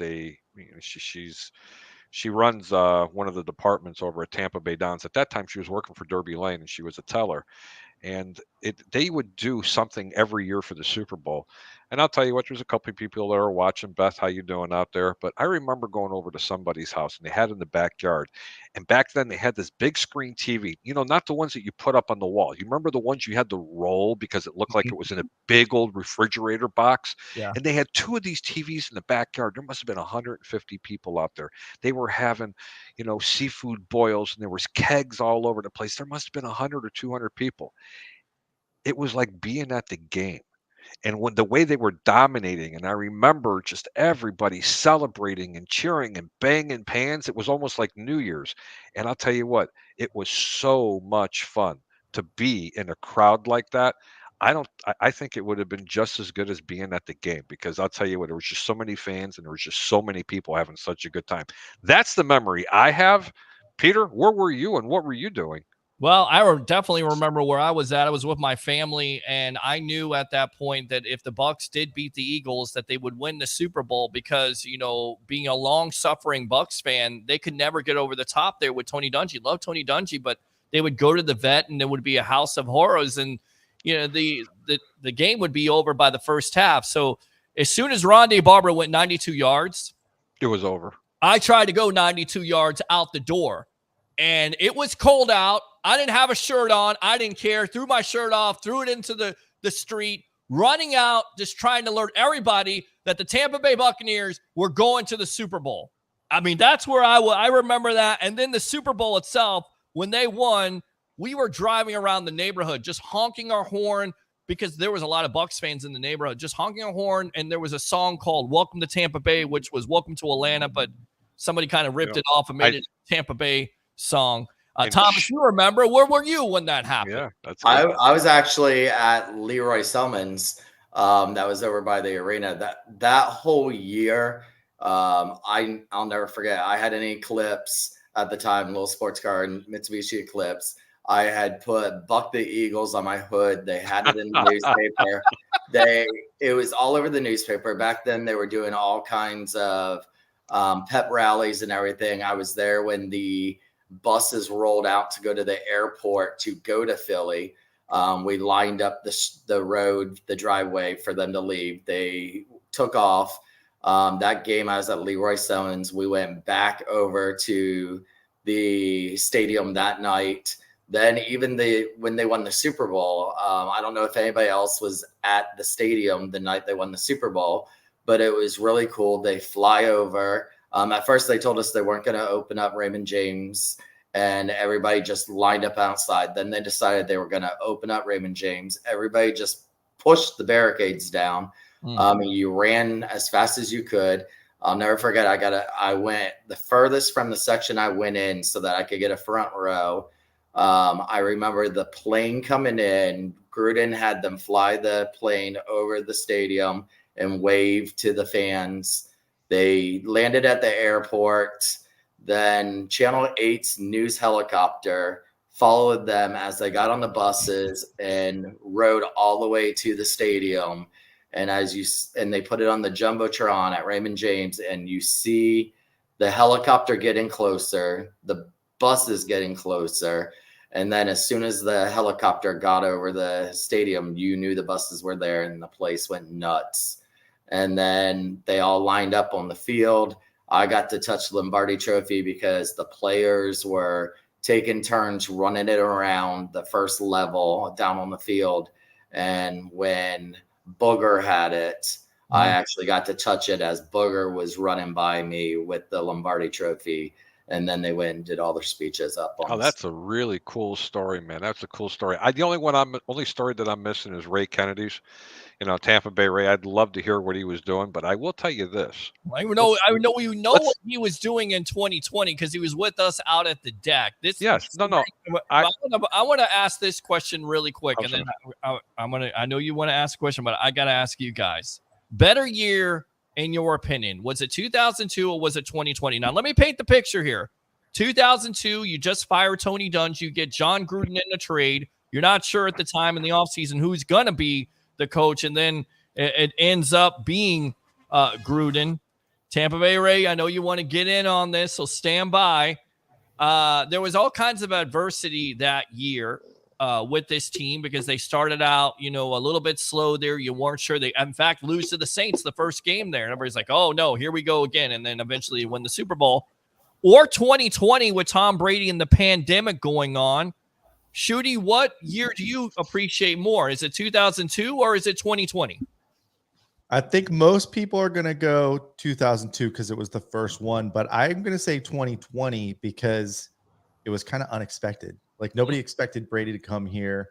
And then, Brady came here, but we didn't know what was going to happen. Right. And then he brings Gronk with him. And all of a sudden the Bucs are a playoff team. And it's like, all right, well, we're a playoff team, but can we win the Super Bowl? Young players on defense. And that, it happened. And I think a lot of people didn't expect it to happen. Plus, it was such kind of a down year for everyone with COVID and, being 2020, right? And COVID? In 2000, yeah, I know, right? It seems like forever ago. 2002, we felt like, right? We felt like, well, I think most Bucs fans felt like in 2002, like it was coming, like they were gonna get that Super Bowl. It should have happened in what 99 was the Rams game. Yes, 99, 11 to 11. So it felt it building. Wasn't that the catch game or something like that? Yeah, it was. Ray knows the whole story about it. He could recite it backward and forward. He could tell you how many steps the receiver took. He could tell you exactly what happened. He's gonna Ray, call back in. No, let Ray call in. I've got a where were you story though. I've got a where were you story real quick. It goes back to what you were asking Scott. Where were you when they signed Brady? When they re-signed Brady, or I guess he decided to come back from he wasn't decided if he was going to come back for that second year. I was in Breckenridge, Colorado, and I took a little hike in the snow because it was the winter to this troll, this big wooden 20, 30-foot troll that's just in the middle of the woods in Breckenridge, Colorado. While I'm there, my phone rings and I get that little ESPN notification and I look down and it says Brady's coming back. And I look up at this big troll and I will never forget that troll. If I go back to Breckenridge, Colorado, I will go to that troll and I don't know, say a prayer or something. But Scott will also mention 2020. He first time he talked to Brady was on a Zoom video, right? Yeah. I did a video in 2020 called Bucs Training Camp on Zoom. And I'm going to put it in the chat because if you haven't seen this video, you will get a kick out of it. It's Brady in whose house did he live in? In Jeter's house. And the rumor was like the internet sucked. So the internet sucks in the video. It's Gronk acting crazy. It's all the Bucs characters in there. Plus you got BA in there cursing and stuff. So I'll put that in the chat. So if you haven't seen it, check it out. Well, you should send it out to me because I'll play that on the show if I can. But let's go out to a character of this show. Best of the Bay, Tampa Bay, Ray Kennedy. What do you have to say? Guys, great show. But I apologize. I know Shooty, but your other guest there was sharing that story. I didn't get and you talking about. I wanted to thank you, my friend, because we were there in the stadium. I'll end with a quick short story, but I forgot that Channel 8, the helicopter, was following the buses and they were simulcasting that into the stadium there as we're all waiting for them. And also remember the FAA, actually the pilot of the airplane they were flying in from San Diego actually called the FAA and asked permission to fly over the stadium. So the plane came in on a different trajectory and flew over the stadium and we saw it. And it was just, that was almost as great as we weren't out there at Qualcomm when they won that Super Bowl against those Raiders. But I'll tell you guys this, my wife and I were leaving the stadium and a guy walks by us and I'd never seen him out of uniform. I didn't know what he looked like. I didn't realize he was not so big because, the players look so big to us. They're so, we put them on this pedestal because they deserve to be the dogs that they are. But this kid was carrying some hardware. I didn't think nothing about it. He walked right by me as he was walking through a group of other people. And of course, we were walking by the players parking lot there on the west side of Raymond James Stadium. Of course, it was Dexter Jackson and he was carrying the Super Bowl MVP trophy. And I'm like, how did I not realize that was Dexter Jackson? And you know what? I look back at him, he looked back at me, he realized I recognized him, but there were a lot of fans. They were all exiting the stadium and I didn't say anything because I was like, you know what? He probably wants to get home to his family and celebrate a little bit too. But guys, great show. Thanks for letting me come on, Peter. What a great story, Ray. Yeah, always. Tampa Bay, Ray Kennedy, always allowed to use that second call. Come on the show, get on video. We'll get you on eventually, my friend. There you go. So open phone lines if you want to get in and talk about, I'll just throw it out there tonight, seeing as we're talking about the Philadelphia Eagles game and, of course, the Lions matchup, and then the history of the Bucs. If you have a story out there, 727-255-0391. It's 727-255-0391. And for me, Peter, I would say 2002 was the better one for me. Okay. Because of the fact that we were so disappointed with the Dungy era. Every year you thought for sure we were going to be playing in the Super Bowl, and then to get rid of him and get Gruden in, and then here we are playing his old team. And I think any Bucs fans, as soon as it ended up being against the Raiders, we were like, oh, he knows the Raiders inside and out. This is ours to win. And I think that, and just finally having that Super Bowl here, for this, I remember going to Houlihan Stadium and with the people with bags on their head. So just to have that finally in this town was great to have. All right, let's play again. Go ahead, Harry. I'm sorry. Anybody want to know what my favorite was? My chopped liver? I'll tell you what, you're going to have to hold on a minute because we got one of our favorite. You're going to have to hold. This is the way I get treated. Harry, you're going to have to wait. We got to call. I'm kidding. Go ahead. Get the call. Shadow, welcome to the Evolution. I'm going to go hide. How do you know my name already? Because I know there's only one person that calls my phone from South Dakota, which we're worldwide here, Costa Rica, South Dakota, all over the place, Georgia, Tennessee, everywhere. Zimbabwe. Whatever. Zimbabwe. Yeah. No, we've had a Zimbabwe. We've had one from someplace in Taiwan's called one of our shows. Thailand. I've had there was someplace in Thailand where there's like a lot of nightlife. I forgot. Let's the name not talk about your little man child. No, but hold on, man. But it's Petya, Thailand. But here's the funny part: since you guys really wanted to go there, it was a mistake phone call, and I'm taking it. I've taken it. Look, I've had calls from prison. I mean, right, Pete? Remember? Jailbreak hot takes. I mean, that was some of the best stuff we've ever done. But yes, you're the only person that calls in South Dakota because you're the only one that's still awake. Well, yeah, probably. All right, Jeremiah, what are your thoughts on tonight's show here with the Bucs and the Lions coming up on Sunday? Hi, Jeremiah. What? I don't know what everybody's always talking about. Who's the best person on our team? What team? For the Lions? No, on our team.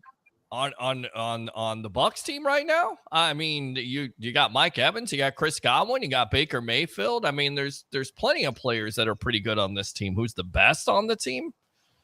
That's who I feel. Okay, so you think the Bucs talent-wise are better than the Lions? That's what you're saying? Oh, obviously, but I don't think our coaches are. So so that's an advantage for you. So you're not buying into Todd Bowles and what happened on Monday night? That's what you're telling me.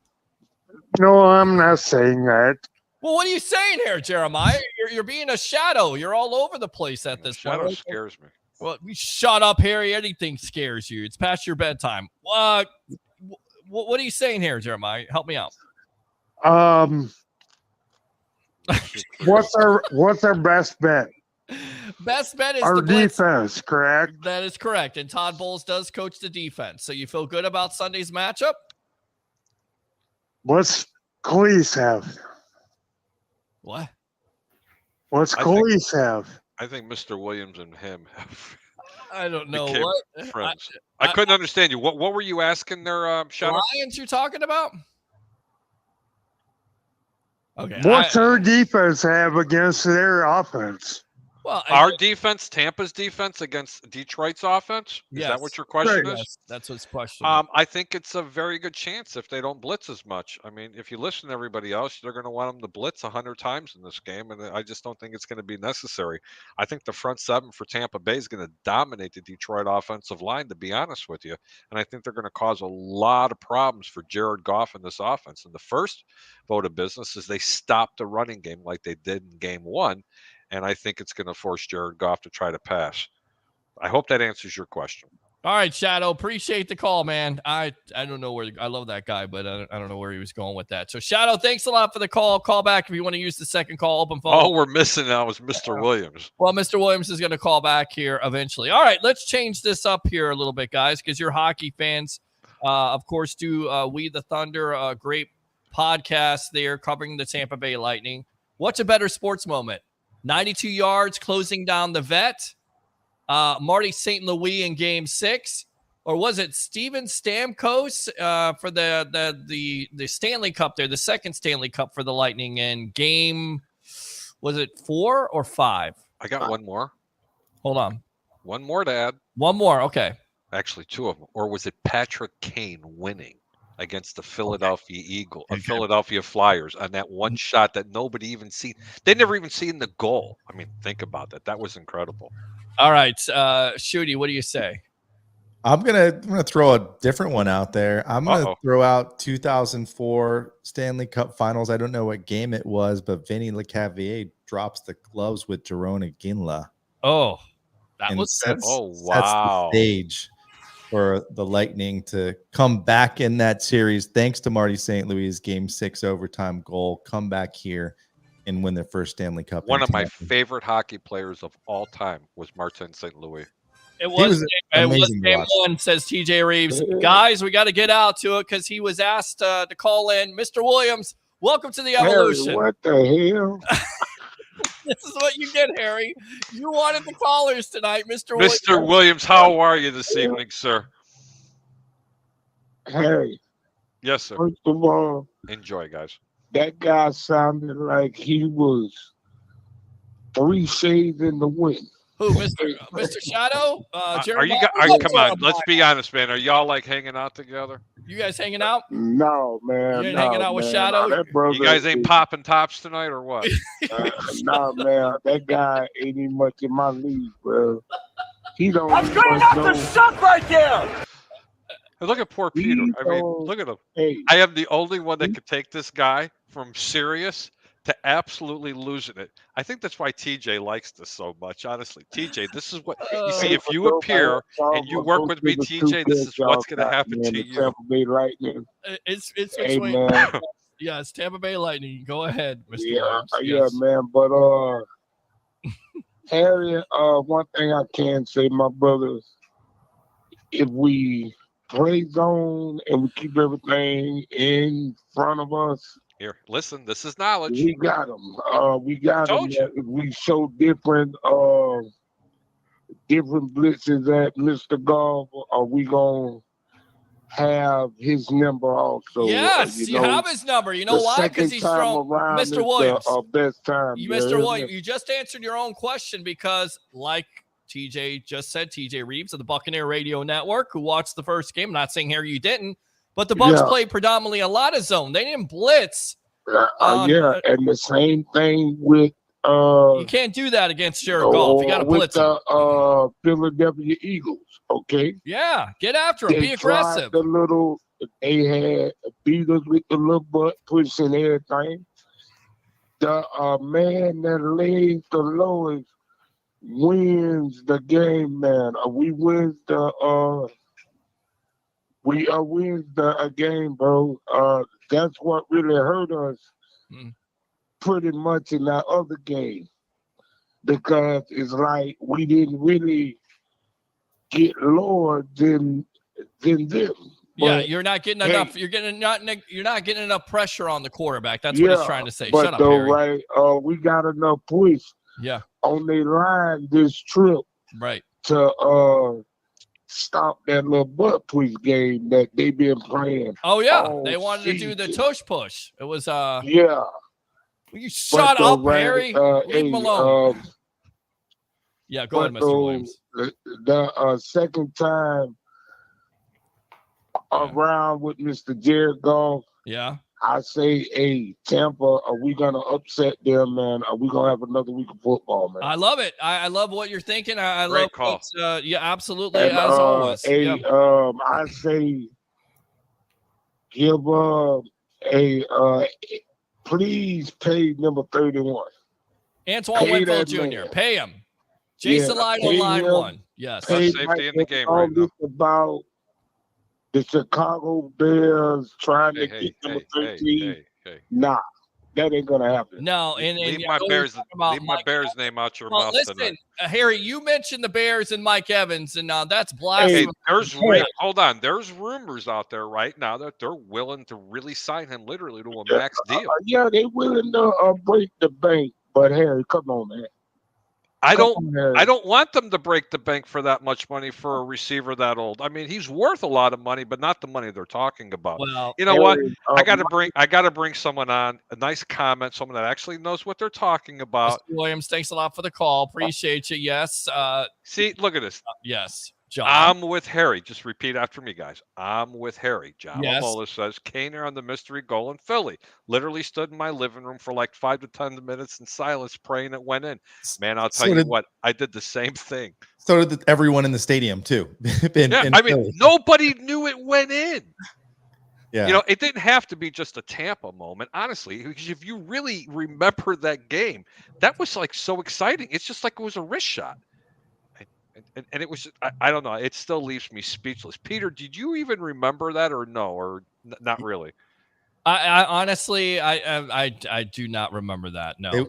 They won the Stanley Cup on Kane just throwing a puck on net, and it was in Philly. Nobody even knew it went in. From like 50 feet. That was the game-winning goal to win the Stanley Cup. And Mm. everyone stood around for 10, 15 seconds, not even knowing what was going on. The refs knew what happened. The refs were going, did that go in? Really? Did that went in? And I mean, I don't want to it talk was about the Chicago Blackhawks. I know, but Yeah, it was like unbelievable shot. Or Patrick Kane. Yeah, where's he now? Stop. Oh, he's Where's in he at Detroit. now? Oh, he's And in Detroit. He's in going first to get place beat. there. Actually, I don't even think he's going to be playing this weekend. But guess what? The Lightning also in Detroit this weekend. They moved the game from 5 o'clock to 7, so we can all enjoy hopefully a double header of Tampa beating Detroit this weekend. How do they match up against Detroit? They're right around the same in the standings right now. Detroit's one of these kind of up and coming teams. They've got Stevie Y running the show up there, and he's starting to put things together. So he's doing a lot of veterans mixing with a lot of kids like he did here in Tampa. Yep. Right. They were expected to do a lot better than they are. And then, of course, Patrick Kane and his mystery where he was going to end up signing and signs with Detroit, but now they're ready to run him out of town. And it's already been told that he's up on the trade block come the trade deadline, that if anybody wants to take him, he's willing to sign if it's a playoff contending team. He's not the player that he once was. I mean, No. he's one of the greatest players, you know, in our generation that to watch. I mean, he's not anywhere near the player that he was. What do you guys think of the Tampa Bay Lightning this year? I don't see them as dominating as I have in years past. Does that worry you? I'm not worried yet. I mean, we're getting to the point in the season where it's time to start to get worried, and you know, it's time for the Lightning to start stringing together these wins. We watched Stamkos last night talk. He was on the Block Party Live with Greg Wolf and Braden Coburn, and Thomas got us some nice front row seats. So Stamkos kind of talked about it a little bit. You know, they don't have that cushion that they had in the past, and then if you remember the last couple of years, the Lightning had that luxury of having that cushion, and you know, going into the playoffs, they didn't really look good. They didn't have great marches. They went on these 3-game losing streaks and a couple 2-game losing streaks in March going into the playoffs, and people would get worried.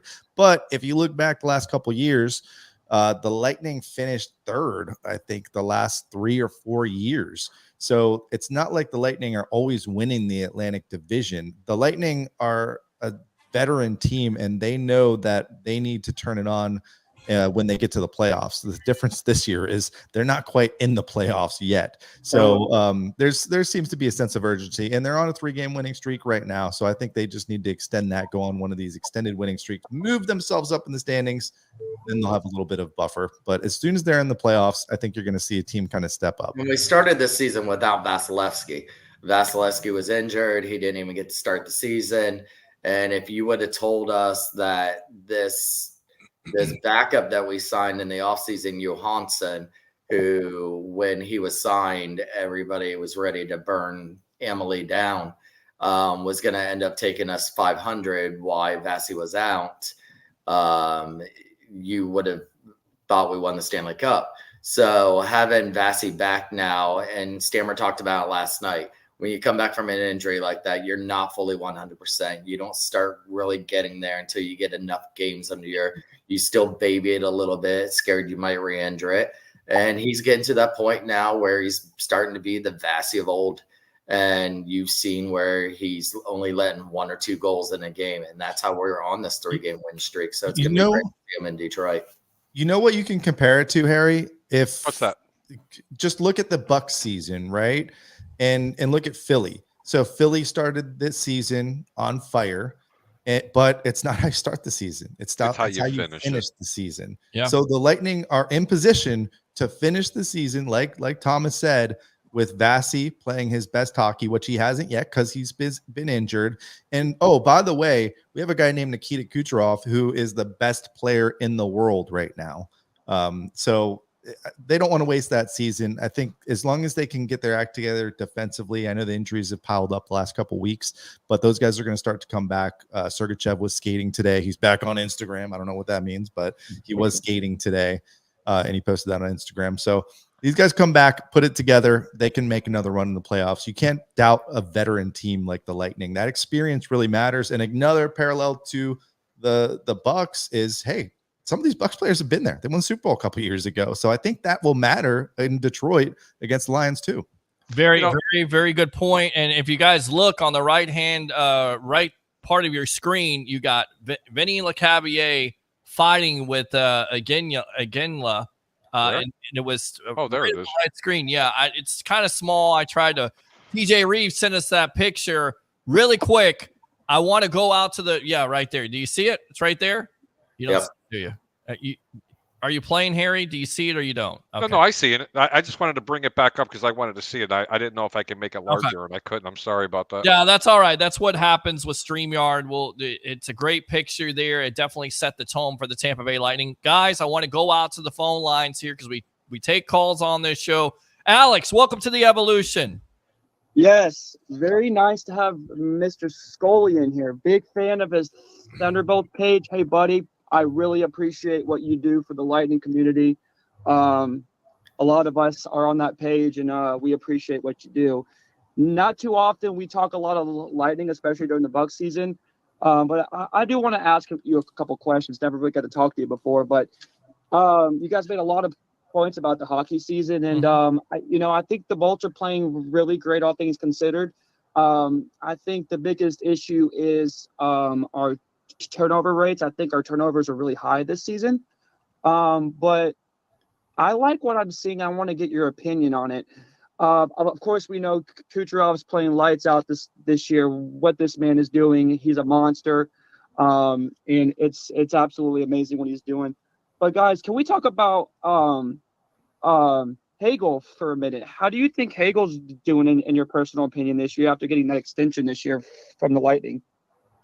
I think the extension was worth it. He's one of the ones that I actually thought deserved the extension. I think he's what the Lightning saw in him. He played in the top line in Chicago, so you're not going to have the numbers that he had when he was in between Taves and Kane. So when he comes here, you see a little bit of flash of it. And this year, you really got to see his toughness. I really think he kind of gets that Yanni Gourde part that they miss, mixed with maybe a little Blake Coleman. So I like his play. He looks like he's really starting to fit in. He's one of the fastest guys. I think he's just under point and fastest player on the team. So I really think he's going to fit in well here. You start seeing, and we heard Stammer talk about him last night at the block party. He was one of the ones that Stammer actually talked about joining this team. And even though they just joined last year, him and Paul, they started telling stupid dad jokes from day one, and they seemed like they had been on the team forever. And so they really bonded with this team. And I think that's what we see all these call-ups this year. And I think they've had 6 rookies play their first game this year. But they're holding it down until these guys, we got the injury report. We got it yesterday from JBB, the midseason report. His first thing was that Stammer will not be traded this year. his second thing was the Sergachev and Chernak will not be back until after the All-Star break. Isn't Stamkos like about as old as Tom Brady was? I mean, for God's sakes, how long can you play hockey for? No, 30. He said he'll be 34 next month. He's that young? Seriously? Yeah. You know what? It doesn't surprise me, to my fellow Greeks that are out there. Just had to throw that in. I don't know if you guys knew that or not. He is Macedonian, I believe Swedish too, but the Greek side's why he can play hockey, just to let you know. The Canadian side. No, he was the Greek. Can you give the Greek a little love? I mean, for God's sakes, how many Greeks played in the NHL? You got Chelios, Stamkos, and a couple of others. I don't think there really were too many. I don't think Stamkos has ever been to Tarpon Springs. It doesn't have to be Greek, man. Those Greeks are from the south, buddy. I mean, they're way in the south, somewhere in the islands. Macedonia is right up top. No. I want to just say about Hagel. Hagel can be a game-changing player. So a lot of folks want to go back and talk about the trade and everything that they gave up to him. And I think most Lightning fans that watch would agree that he was totally worth all of those picks and everything that they gave up to get him. They've re-signed him. He scored 30 goals last year. He's on track for 30 this year. By the way, if he played on that top line with Cooch and Point, he'd have a chance for 50 goals probably. And he's a game changer. If you watched or went to the game against Vegas 2 weeks ago, Brandon Hagel dropped the gloves in the second period, won a fight, and then went like this to the crowd. And that changed the game. And the Lightning won that game against Vegas. And a big part of it was because Brandon Hagel, not scoring, but changing the momentum of that game with a fight. I want to get out to these comments here. Alex, go ahead and finish up here on the evolution. All right. 2 more questions for Thomas before I go, because like I said, it's very rare we have someone talking with Lightning on here. We're gonna get more of these guys on here to talk Lightning. I'm a huge fan of what Thomas does. I've been following him for a while. I know you are. Yes. But real quick, did he pay you? Talking about Hagel, and a question about Stamkos. Right. Talking about Hagel and a question about Stamkos before I go. You are absolutely right about Hagel. Hagel has that energy where he's always on top of the puck.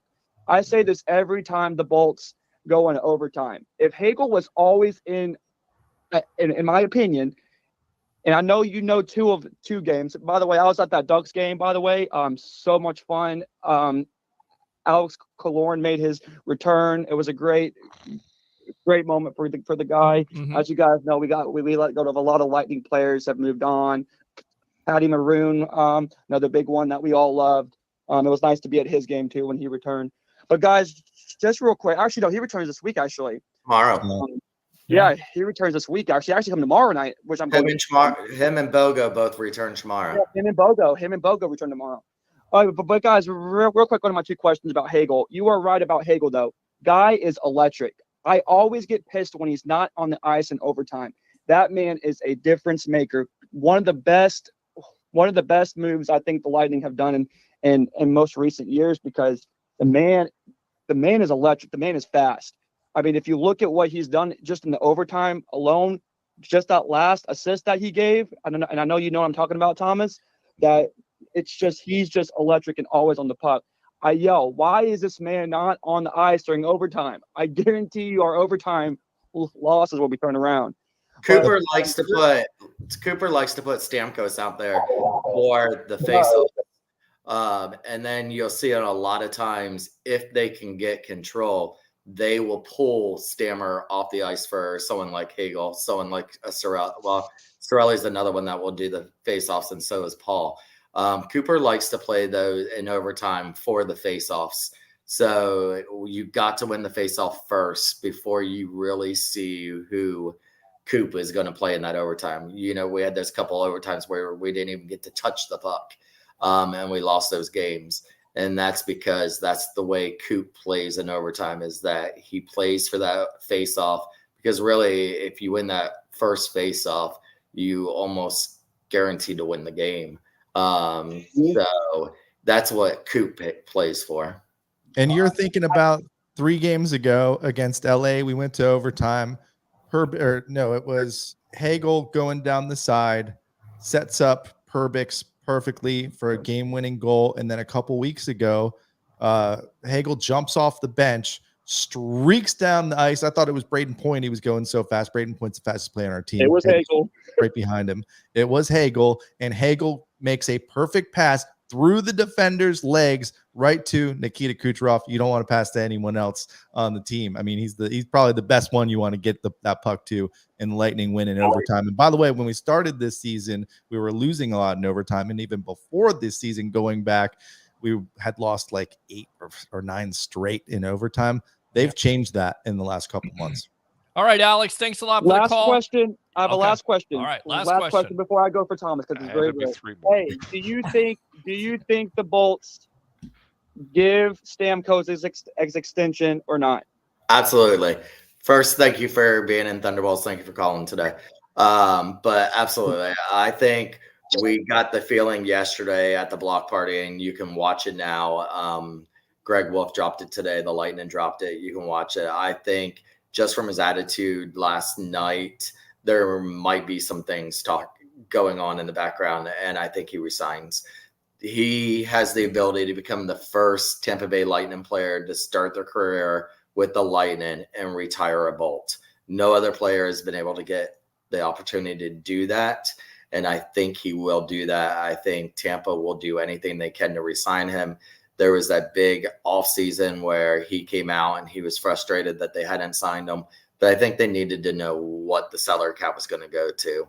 And then they also had to see what they're going to be working with next year. But I absolutely believe he finishes his career. And I think next year is Hedman's turn to get his extension, and the best friends end up retiring together in about 3 to 5 years. And they get their numbers in the rafters not long after that. Go check out that block party. We were there last night. It just dropped. The podcast that Greg Wolf does, and Stamkos was the guest last night. So it's out today, and you'll see it and hear a different vibe from Stamkos than his, rant that he had before the season about being disappointed that he had not had that conversation with the team about re-signing here. He definitely had completely different vibes, and it just kind of felt like he was going to be here longer. He didn't say that, but just go listen to it. You'll see what we mean. In this comment, TJ is a legend here in Tampa. Yes. If you haven't been here in Tampa all your life like I have, TJ's a legend here. Does he take a little less? You got to remember, in hockey, they get taxed on where they play at. So if they're playing in Canada, they get taxed for that game in Canada and so forth. He had several years ago, the last time he was a free agent, he had the chance to go to Toronto. Toronto was offering this huge deal for him. The tire company came in and said, hey, we'll give you an extra $40 million as our spokesman. And Stammer turned it down. We got to remember, no state tax here in Florida. That's where he would play 41 of his games. Does he take a team-friendly deal? I think he does. I think he wants to retire here. He absolutely said he loves his community, and I think he knows he is the face of this franchise.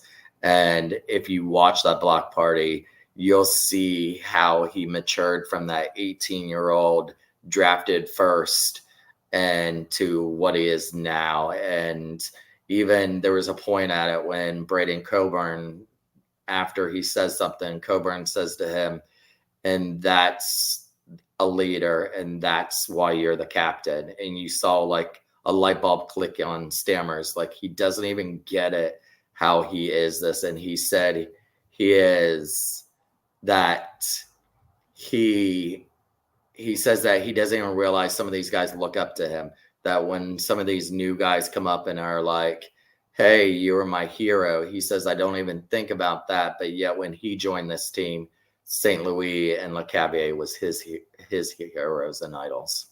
All right, so I want to go out to the comments. Some of these comments are ridiculous. I'm not going to even refer to them at this point. John says, Harry, we totally forgot the greatest 17 seconds in Boston for the bowling goal, stunning. The Bees Lightning fans can enjoy that one. And Lee, screw Boston, by the way. Absolutely. I got Bucs 27-24 on Sunday, game-winning field goal, heading to San Francisco. I'm still hoping, and I put this out on your show, I think Green Bay has an opportunity to beat San Francisco. I know you go with the I know, Harry, you hate Green Bay. Green Bay sucks. But you look at the quarterback play right now from Jordan Love. Oh, they stop do it. have the weapons. They did play a pretty good Dallas defense, sort of, kind of. I think I'm you're holding talking out from a fan's perspective. Maybe. I get it. But let me tell you something. Wait a minute. You're the guy that always comes on this show, Shooty and Schoolie from, Shooter and Stache, and, of course, We the Thunder podcast. You want to be the best, let's go beat the best. The end. This is a team, and I'm going to interrupt you, man. This is a team that the pundits didn't think were going to win 3-4 ball games this year. They're in the playoffs. They won round 1. You can make all the excuses that you want. They're going on to Detroit. They should handle them, even though they're 6.5. It's like a gift from the gambling gods. I can't believe the Bucs are getting almost 7 points. If you hold out and you play them, you're going to make a lot of money. Okay. If you want to be the best, Pete, you can't root for the worst. You got to be the best. Well, okay. And I like to have the home game because I think the fans deserve sure, everybody would. An NFC championship game. And damn it, I like the press box food. I like having out there. I like the prime. You see, bread. TJ, I know you're still watching, buddy. Yeah, gotta just keep feeding the man. That's all you gotta do. Just feed him. I like to eat. Oh my God! All right, let's go out to John again here. Chelios, greatest Greek hockey player of all time, Blackhawks legend, good old 7. Father of Callie Chelios, former Lightning broadcaster. You're welcome again, Lightning Nation. I know she works for the Hawks now, but a couple good years down here, though. Absolutely. Let's see. Oh, and by the way, just to clarify, Stamkos might be Canadian, but his blood is Greek.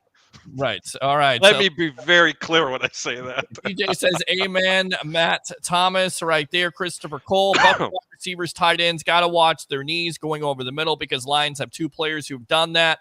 We'll get back to that in a moment, but I want to ask question here. Absolutely. As always, Christopher Cole killing it. He texted me today. He said, I can't listen to the national media anymore. And I told you, Bucs fans, it will drive you crazy because all they're going to talk about is the narrative of how what Philly didn't do or didn't do to get it right. What the nobody cares about what the Bucs did right. They care about what Philly did wrong. That's the reason why they lost the game. Let me go out to Joe Sue here. Here's a question. Is Tampa more of a hockey or football city? What do you guys think? I'll start with you, Shooty. I'm a huge hockey fan, obviously, and it's 100% still a football city. There's no doubt about it. Yeah, why do you say that? Well, it's obvious. Yeah, I mean, it's obvious. It's become a hockey town, yes, but football is king in Florida. I mean, it just is. Peter, I'll give you one better. Okay. It's one of the only markets in this country that hockey is actually more popular than baseball. Yeah. Well, there's a reason. I think it's a hockey town. We don't have to. This is a hockey town. It's not hockey town over over football. I think so. Not even close. I think if you could fit, when we went to the outdoor stadium in Nashville 2 seasons ago, we Lightning fans had 3/4 of that stadium. And Stamkos even touched on that last night. Let's talk about the market share. It's not even in the same zip code, man. I'll give you more than baseball, and it's the only market in this country that hockey dominates even baseball. But hockey has not, will not, ever not be more popular than the National Football League, unfortunately, because I love hockey. I do too. And here's part of my reason too, Peter. When I was doing a lot of these animations, I would put out a Bucs one and I'd put out a Lightning one the next month. If I put out a Bucs one, it was immediately 10,000 views. Like that one that I shared earlier probably got up to like 50 or 60,000.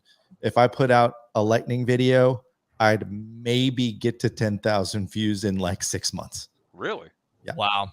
I mean, that's what it is. That's what it's all about. And again, we try to spend as much time as we can talking about the Lightning. Do something on the Rays. I'd be curious. I did a couple on the Rays, and it just wasn't worth it. What are your thoughts on the Rays? Because we kind of agree about this.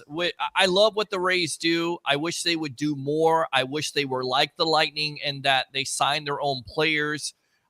They reached out to the fans. They endeared themselves more like the Lightning ownership, like the Bucs do, the Glazers. When you get Brady, you go all in. Do you think we'll ever experience that from this Rays ownership where they go all in, where they endear themselves to the fan, Shooty? Well, they did, and then he got caught with a 14-year-old. So, they signed him to the 11-year contract, and that was going to be the fan favorite and who they were going to build the team around. Yeah. And that it didn't work out so well. No, it definitely didn't work out at all. I know Wander Franco, very talented, and still a lot of Rays fans are holding out hope. But do you think this ownership, if they get the new stadium, because it looks like, guys, it's going to go in St. Pete. And I'm an admin of I love St. Pete. I love St. Pete. They have the money. I think it can work if you have better ownership or if you have a guy that's saying, we get a new stadium, we're going to spend more money. We're going to spend 15th or above, because the stats show. I mean, this team is so gaga over analytics. There has not been a team since 2003 that has spent 16 or less that's won a World Series. That was the 2003 Florida Marlins. Everybody else, you have to spend 15 or above. Do you think we ever get to that point where it's over $100 million, you go all in, you win a World Series? Because I feel like the Rays have let a lot of opportunities go out the door because of letting fan favorites go. Although they win lots of games, I'm just not sure if they're ever going to win a World Series with this ownership. What do you say, Shooty? Well, I don't know the financials of building a new stadium, whatnot, but I would assume that would help them make some more money to spend on players. So we're years away from that happening. I live in Pinellas County, so I'm fine with it being in St. Pete. I also love going to St. Pete, especially if I can go check out a baseball game down there too. But it's a horrible decision to put it there. I'd put it over in Tampa. I'd put it over by the fairgrounds if it was my choice. But like I said, I'm happy with it being in St. Pete. But I do think that'll help the team out. But we're years away from that. It's just tough to be a Rays fan because you start to really kind of get attached to these players, and they're gone next season. You got to remember that the Tropicana Field was built for the White Sox or the Giants. Those were the two teams that they dangled around Tampa forever that was coming here. And the whole reason why the Trop was built was because we were told we were getting the White Sox. Then we were getting the Giants. I used to have my Tampa Bay Giants shirt. And then here they get new stadiums, and then we got left with nothing. And so, a new stadium, I think something that the Rays have gone away with is their marketing with their players as much as they used to do. Back when we used to have Upton, when we used to have Carl Crawford, they used to be out in the community more. We have seen Shane. He was just at the Lightning game the other night.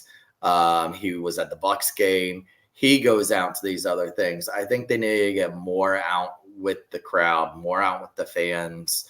They were doing good with those $10 tickets the last couple seasons. You're going to have to do a couple more of those. But yeah, anytime you see the jersey, you don't see any new players' jerseys because they're traded every year. Yeah. So you're better off just getting a blank jersey, because that's the one sport where the player leaves more than hockey does. All right, let me go out to the comments here. Let's see. I'm right. Green Bay over Chicago says, I'm right. So I know here you love that. TJ says, Peter joins the hundreds of media members who care mostly about the mail. I love eating, but I tell you right now, and I always make jokes about this, but the conversations that can be had in that press box and talking to guys like TJ Reeves, like an Ira Kaufman, you can learn so much, and you get a chance to talk to Scott Smith. We just had him on from Buccaneers.com. Those are the type of things that you can't put a price on. So people go, well, you're credentialed media. It's more than that, because you get the opportunity to not only cover the Tampa Bay Buccaneers, which you grew up on when you were 8 years old, but you get a chance to talk to guys that you look up to also. And those great conversations you can't put a price on. I just want to go to hang out with TJ. I told you. I mean, that's the next evolution for the Greek, and of course Tampa Bay Ray Kennedy. We're going to try to work on that. It's a football state. That's why it's a football town. If it wasn't for the Bucs, there wouldn't be the Bolts.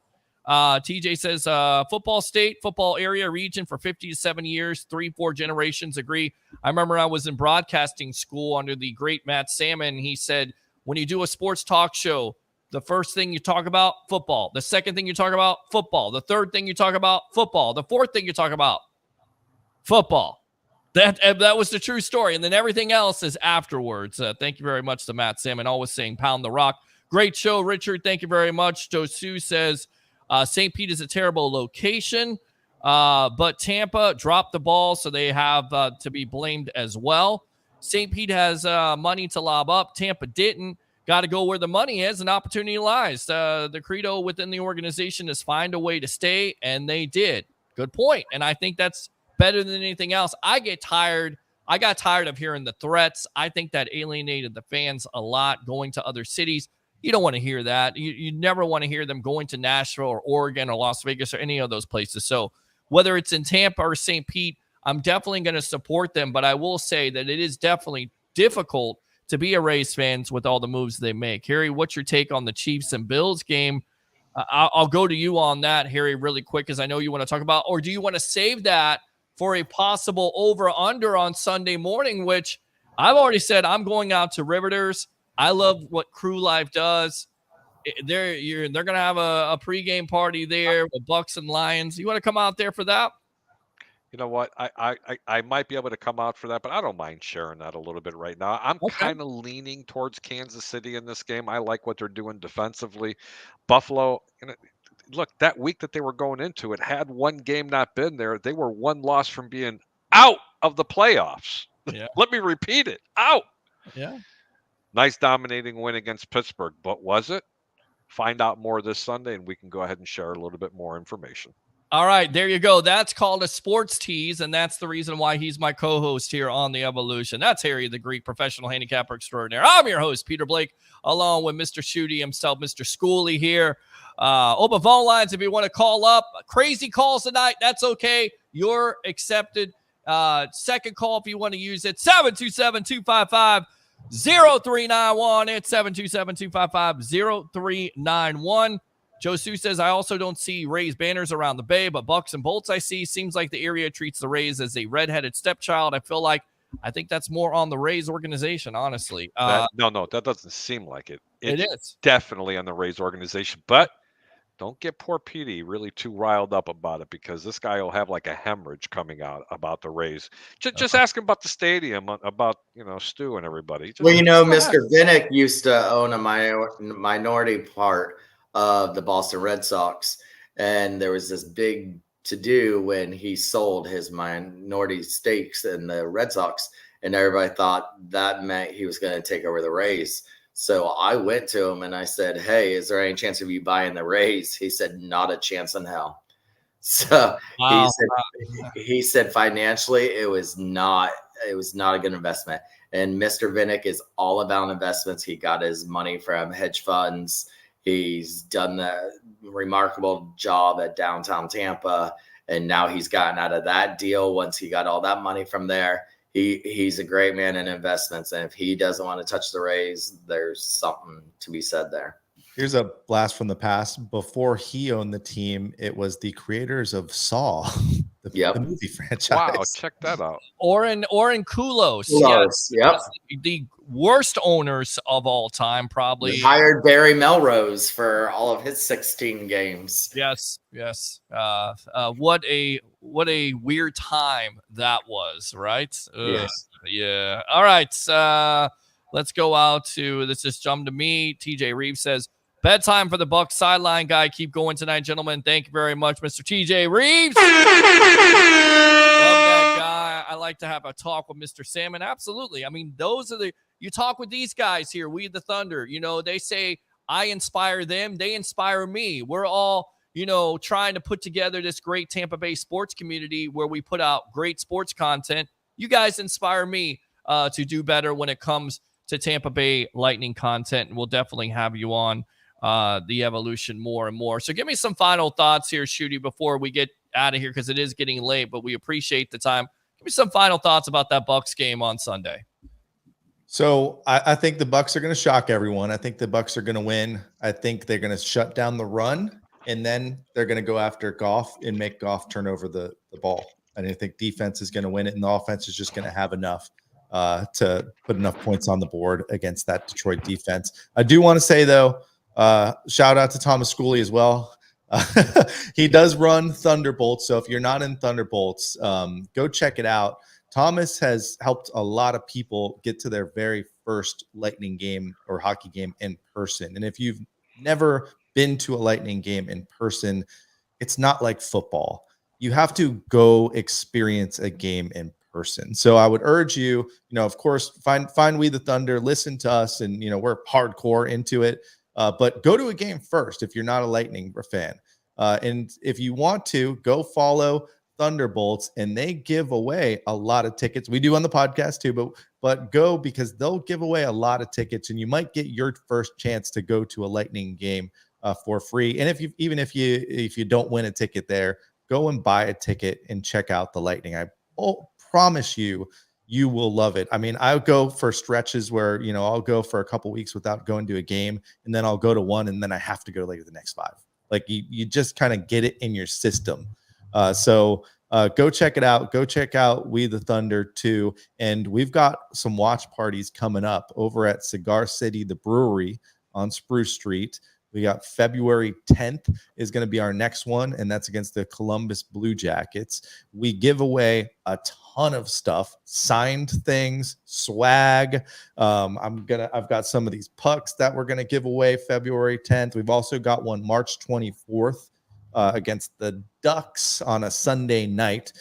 So come watch a game with us too. It's a really fun, cool crowd. Some of the Sticks of Fire crew shows up, so it gets rowdy and loud, but it's a good time. Cigar City gives us food to give out, giveaways to give out, and it's a really good time. So come hang out with us and watch a Lightning game. And first drink's free. Go ahead. And their first drink is free. Their first drink is on us. They come out to one of the watch parties. All right, give me some final thoughts here, Schooley, on the Bucs game against the Lions on Sunday. Bucs go in there. Of course, we saw the big hoorah with the press conference. They're in a dome. The temperatures aren't going to matter. They're going to beat the Lions. I think they end up playing San Fran. I'd love to see the game here, but I think it's against San Fran. But I think we get Goff, and he's a turnover machine when it comes to this Bucs defense. I think they have great. I think they're in a good mood, and they're really going after that Philly win. I think they knew they were supposed to beat Philly, but nobody else was really picking them outside of Tampa. I think almost everybody in Tampa knew they were going to win that game. But I think all the national was saying that Hurts was just going to run all over us. And I think they're flying high right now. And shout out to the Bucs social media they were savage after they won the game, tweeting out, "Bye Eagles, bye." It was the most savage thing I had seen. And I was like, oh, I love their social media team. Yeah, they never miss. They're right up there with the Tampa Bay Lightning. That salute to Killer a couple of nights ago was tremendous. Guys, thanks a lot for the time. We'll see you soon. I'll see you guys. I promise you, Tampa Bay Lightning coverage here on the Evolution We the Thunder podcast. You guys are awesome, man. Yep, love you guys. Thanks a lot right there. Let's come back to you, Harry. Go ahead and give me some. Those guys are awesome, man. I wouldn't mind having them back on again. We will. Yeah, I think that's going to be a lot of fun. You're right. We need to be doing a little bit more with Lightning Nation, and let's check out and see what's happening. We can't do that during football season. It's a little hard. I mean, yeah. Well, we'll make it work. And I like their passion too. Yes. Well, that's that's the DNA here of the sports web. I say 3 things: bring your passion, bring your excitement. Just don't bring plenty of nonsense. Well, that's your job. So go ahead and give me some final thoughts here on the show. Go ahead and promote yourself here on the Sports Web. I don't know how to promote myself. You can catch me right here Mondays and Wednesdays live on the Sports Web. Possibly Sunday we might be doing a little over-under, maybe even Saturday. Might be throwing out a few picks. Let's see if we can make some monies together. Thanks everybody who put out some decent comments out there for interacting. Great interviews today. TJ's my brother. John, much love, my brother. Ray, everybody else, thanks a lot. And as I always say, keep your bets low and your returns high, and Green Bay sucks. Peter, we love you, brother. Love you too, brother. Great stuff as always. Harry the Greek, professional handicapper extraordinaire of the evolution of sports talk television. Appreciate your time, and we'll see you soon, boss. All right? Cheers, man. You take care of yourself. All right, we'll do. All right, let's go back out to the comments. I want to read the rest of these because I didn't get a chance to read some of them. Anthony Richardson says, first as always, Roger Shue, been here for over an hour. Thank you, Roger. Go Lions. Of course, NFL is obviously rigged. Rigging these games for the Bucs to win. Yes, of course, I knew you would say that. Roger says, I'm watching President Trump speak. I'll be back. Thank you very much for tuning in for that. Great Tampa win, says Ralph Williams. Braun says, what's up, Peter? What's going on? Tim says, good. All right. Good evening. Absolutely. Sitton says, what's up, Peter? What's going on? Oh, yeah. Ben says, good evening, Mr. Peter H. Blake. Thank you, sir. Appreciate the comment all the way from Las Vegas. Tim says, they can do it. Of course they can. Now you have confidence. Tim says, what are the injury status of the defense, specifically Yaya? I haven't heard anything about injury status. The Bucs relatively right now are healthy, but who knows? That could change, knock on wood, but I haven't seen anything of that. Trevor, I know you tried to call back. Call in if you want to. If you still want to call in, damn right, I'm confident, okay? Ben says, I believe. Thank you, Ben. Appreciate you. Bucs fans are really happy winning the weakest division and beating an injury, broken finger, Jalen Hurts. It was a little bit more than just one player. They beat a whole team there, but we know, Anthony, you're not the biggest Bucs fan. That's okay. You just tune in to troll. You can't underestimate the effects of the emotional dump the Lions just experienced. Having won, yes, we have a chance, and that's just one reason. Go Bucs. How about them Bucs, baby? Go Bucs. Go Bucs.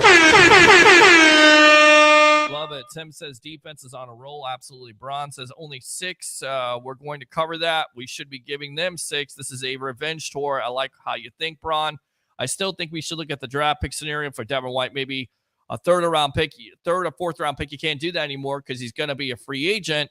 But also quarterback has to be an open option. He's still a quarterback that gets balls batted down. Agree with that. But I don't think they go with another quarterback. In fact, I talked with Trevor Sikkema of Pro Football Focus today on the JP Peterson show and asked them that. You'll have to tune in because I will cut that question up and we'll get Trevor's response on that. We're keeping those receipts. Absolutely. Ralph says, my man Leo, thank you for tuning in, Ralph. Ron, I live in Philly. They sure are. Wish we could see the news here. That's true. He wants out of Philly. Awesome. Thanks, guys. Absolutely. Tim, totally meltdown at the end of the year. Tim again, 10-1 and didn't get 12 wins in 18 games. KR, evening, guys. Go Bucs. Hopefully you enjoyed your birthday, my friend. How about them Bucs, baby? Anthony says, my insiders tell me the Patriots will hire Jim Hardball. It's Jim Harbaugh, but okay. Yeah, it's really. This guy sucks. That's good enough to suck right there. Great comment as always, Anthony Richardson. Way to bring absolutely nothing to the show besides nonsense. Appreciate it. Can't say it a great game. Vita Vea pushed the pile. Great D-line performance. Yeah, Tim. I mean, we continue to talk about this. Cansey and Yaya Diaby, the future is now, but the future is bright for this defensive line rotation. I just love it. I absolutely love it. K. Dotton should have caught those balls. No excuses, says Zach. Thanks a lot for tuning in. I saw the comment there from I Love St. Pete. I still think he was grabbed around the waist. You got to call interference. It's 1st and goal at that point. Instead, you don't get the call. Should he have caught the pass? Absolutely. But he was still interfered with. That was my point. Stop hating on Jalen Hurts. At least he's a real quarterback, unlike that running back, Justin Fields. Mike Evans coming to Chicago with a new quarterback. We'll see, Tom. But he won't put ketchup on his hot dog. I know how much you hate that. Every time Todd Bowles plays a team he lost to the first time, it's always different the second time. Very good point. Oh, yeah. Case in point. How about the New Orleans Saints in that 2020 postseason? You like that one? Retiring Drew Brees, was that good? I know Bucs fans like that. How about Kansas City in the Super Bowl? You know, Green Bay was different, but they already beat them. Philly the other night, second time, destroy them. I mean, it's the same thing going to happen to the Lions on Sunday. We'll see. Ralph says, how about Cansey calls it a safety? Pitt proud. Christopher, Lions only scored 3 points in the second half of the Rams game. It's likely they played so tight. Bulls will have a couple of different game plans this week. We read that comment already. Cade Otton still contributed, has done his job this year, needs to get better at some points in his game, but definitely had a big game the other night. I like the echo. I know you did. We figured that out. That's what happens sometimes. We adjusted on it, adapt and overcome. Bring your passion. Thank you, Jay. Appreciate you as always. I'm not surprised, but I'm surprised from him to have similar numbers as Brady through the last 7 games. He's been tremendous. I don't know how people continue to hate on Baker. 28 touchdowns, 10 interceptions. I get it. He's had some turnovers. He struggled in this offense. He's had balls that are batted down. He's taken sacks. He's made decisions. But a pretty damn good year for a quarterback you're getting for $4.5 million. And then furthermore, he balls out versus the Eagles. That could have been easily 400 to 500 yards with 4 to 5 touchdowns. If Mike Evans makes those catches, if Cade Otton makes that catch, right? And I just love the fact that when there's a third down you have to convert, he's all about it. I don't care if I got a hurt knee. I don't care if I got hurt ribs. I'm going for it. I want to win. I like that. Maybe he doesn't have all the athleticism in the world. Maybe he doesn't have the biggest arm. That kid's got heart. He's a kid to me, 28 years old. They thought that quarterback was a bust. And what he's done this year has been tremendous with his back against the wall, with the 1-year contract. I appreciate that. He won me over the first time in Minnesota when he's trying to run over a defender. Get your weight up, boy. Remember? When you're trying to convert that third down. I'm sitting there with family, mom, big-time football fan. Not necessarily the biggest Baker fan. She turned over a new leaf. She wanted Kyle Trask to start. She watched Baker Mayfield play. She's a Mayfield fan now. True story. All right. I think we will let David go. We'll see, Braun. Roger says a Greek. 13 Tampa Bay for life. Agree. Okay, we read that comment. So let's see. We missed any comments here. Let me go out to Scott Bradford of Bucs Life. There was too much zone coverage when we played the Lions. Got to throw different blitz packages at golf. Agree. Willie says, I like all 3 corners on the field. Good point. Absolutely. Good stuff from Scott Smith. How did you not like that as a Bucs fan? I mean, the guys covered the Bucs for 30 freaking years. 30 freaking years. Now, I started watching the Bucs in 1988, so that gives you an idea of how I've followed his career, followed everybody's career.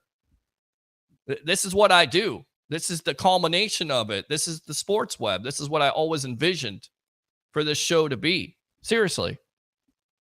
Speaking of mom, watching the best sports talk show in the Tampa Bay area, the sports web, 1252 Chicago Sports. I don't know if we're on there. Special guest Scott Smith. I mean, she's an agent already. Go Bucs. There is a challenge. I think they can win if they play like they did versus the Eagles. Got a great chance offense with the defense. Good stuff, Mom. Appreciate you as always. Oh, yeah. Let's go out to Scott. Diaby and Cansey were not a part of the plan in the first meeting. They have to continue to show up. I thought Cansey had his best game of the season Monday night. Great comment as always, Scott. Let's see here. Different record. Light had a losing record for quite a while. Things didn't look good for a bit, but boy, did he not build that team up. That was my point. Lion Tamers like it. David says Jason Light has done far better than the McKay when it comes to the draft, in my opinion, despite his for drafting kickers. Okay, so drafting kickers there. Of course, Matt Gay didn't work out here, worked out at other places. And then, of course, Roberto Aguayo. But he's kind of hit on the Chase McLaughlin move, right? Free agency, and then Jake Carmona, Shooter and Stache. If we get 500,000 stars during the hockey season, we will throw a huge all-expenses-paid party for all our followers. That is a reason why you should definitely follow them and give the stars. I've got Facebook stars open. If you love the content, give to it. I've got YouTube Super Chats open. If you love the content, give to it. It's out there. I appreciate it. Rich McKay was a great general manager, but Jerry Angelo should get a lot of credit as well during those times. Thank you, Scott. I think you're right about that. Ray says, this interview is awesome. Appreciate you, Tampa Bay Ray. Best of the Bay. Jerry Angelo was so suave. Was worried when we lost home to Chicago. So was I. Ray Kennedy again. Warren Sapp. One team missed out on him like they did Laramie Tunzel. They didn't know whether Brooks would play in the league or not. TJ, I didn't get a chance to read this. Jerry Jones traded the pick to Rich McKay that became Derek Brooks. Tremendous. Who's my favorite player? Mr. Derek Brooks. Dave says, Scott Smith, appreciate you, Ray Kennedy. Does Scott remember the rumors that were actually plans for Reggie White and Jerome Brown to come here in free agency in 93? Of course, we talked to the guy that was a part of that rumor who swore that Pat Yasinskis talked about that, how that was the possible rumor that Jerome Brown was going to come down here and Reggie White was going to join him. How the Buccaneer franchise would have changed at that point. No Warren Sapp. I mean, how good was Reggie White with the Green Bay Packers? Now you got Jerome Brown with the Bucs. Does that turn them around at that point? Reggie White, look at his impact with the Green Bay Packers. The minister of defense. But it never happened. Something different happened. Scott Smith, always great Bucs coverage. Absolutely. Ray Kennedy, cannonballs after the win. Greenberg, the cap wizard, to get everyone signed. TJ has the quote of the night. I enjoy watching. I talk enough. Thank you, TJ, for tuning in. I know you went to bed. Jason Light is a rock star GM. He surpassed McKay as the best GM of all time. Let's go out to the phone lines. Welcome to the evolution of Sports Talk Television. What's your name? Where are you calling from? Eric from Lakeland, Florida. My voice is, I'm still trying to recover from Monday, but. Well, buddy, hey. what happened? Well, Monday you were screaming. I was at the game. It was probably one of the greatest atmospheres I've ever been a part of. Really? You know, and that's what, even with Brady, you know, I mean, like, I was getting kind of nervous when it was 16-9. Then when we got that safety and touchdown, I'm like, okay, we got it. Mm-hmm. Yep. Absolutely. You're absolutely correct about that. Do you think going to DNP today, you think that's a concern, or you think you think he'll be okay for Sunday? I haven't heard anything, so maybe that was precautionary. We'll keep abreast of that situation. If something happens, we'll get you updated. Just continue to look and watch the content that I put out there. We'll put it out there if there's some injury, but I don't know. I haven't heard anything at this point. He was fine with that touchdown, and then I think that was the last. And then I guess Yaya missed the series, but I mean, if something's not torn, he's gonna play. And then I guess Shaq had an ankle, but I saw him running off. He seemed fine. So it was a walkthrough. So, you know, I mean, and we played Monday night, so maybe give him an extra day. Yeah, give him an extra day. In the high note chamber. Maybe they were, you know, doing well, just don't be like Antonio Brown and put your foot in there and you know, get it frozen off. You know, do stupid stuff like that. But you're exactly right, man. Get that voice. Get that voice better, buddy. Man, I'm trying. All right. Well, then save your voice. Thanks a lot for the call. Appreciate it. They're going to beat the Lions, going to beat the Niners, and then we're going to go to Super Bowl and win it. All right. Book it. I like it. Book it. There you go. It's down right there. Let me give it there. He says book it. You beat the Lions, you beat the 49ers, and you win the Super Bowl versus who? The Buffalo Bills? I think the Bills are the most dangerous team in the AFC. I'm not joking. I think they could beat Kansas City. We'll get Harry's thoughts on it.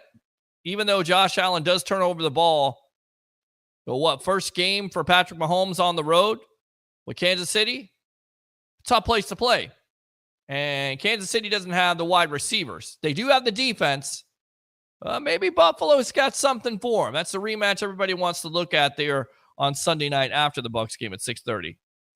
So we'll see how long that post-game show goes. It most likely will go for a couple hours, but I definitely want to see the matchup transpire there with Buffalo and Kansas City. What about Baltimore and Houston? How do you like that matchup? What about San Francisco and Green Bay? I know there's a lot of Bucs fans rooting for Green Bay to win. I think Green Bay can win that game. We'll see. We'll definitely see how that works out. Ron, Bucs fantastic McCleary. Of course, the Marine himself. I think it's going to be tough sledding in Detroit. All right. You can call me and tell me why you think so. What's going on, Vernon? What's up, Peter? And let's go out to him. Just ordered my brand new Yaya jersey. It's on the way. Let's go defense. Let's go defense. How about them Bucs, baby? Let's go defense. Good stuff. So we'll wrap it up on that. Thanks a lot to all the guests and callers tonight and texters. Of course, the legend himself, Mr. Leo Haggerty, former Coach Scout and now media member of Night Sports Productions, Amped Up Sports. Of course, Ken Podolak, Harry the Greek, professional handicapper extraordinaire, my co-host extraordinaire, Scott Smith of Buccaneers.com, and of course, Shooty and Schoolie of Shooter and Stache, We the Thunder podcast. Like I said, like and subscribe to the Sports Web on YouTube. Friend me on Facebook at Peter H. Blake. Give to Facebook stars if you love the content, because we'll keep on having it come out on Monday and Wednesday nights. And also, join us on Sunday morning, live from Riveters, Crew Live. I've made a decision. I'm going out there with Mr. Gene Thomas. I'm bringing all my rowdy friends, Mr. Harry the Greek, hopefully Tampa Bay Ray Kennedy. We'll cover the Tampa Bay Buccaneers. We'll get you ready for Bucs versus the Lions. Who wins and why? We'll be live with your pregame show, halftime, and of course, postgame edition with all the Bucs fans, all the calls, all the reaction. You got to love it. 3 things. Bring your passion. Bring your excitement. Just don't bring any nonsense. I'm your host, Peter Blake, your Rolex reporter. What time is it? It's my time. And for fans of the Sports Web and the Tampa Bay sports fan, it's your time. Have a good night, and we'll see you soon on the evolution of Sports Talk Television.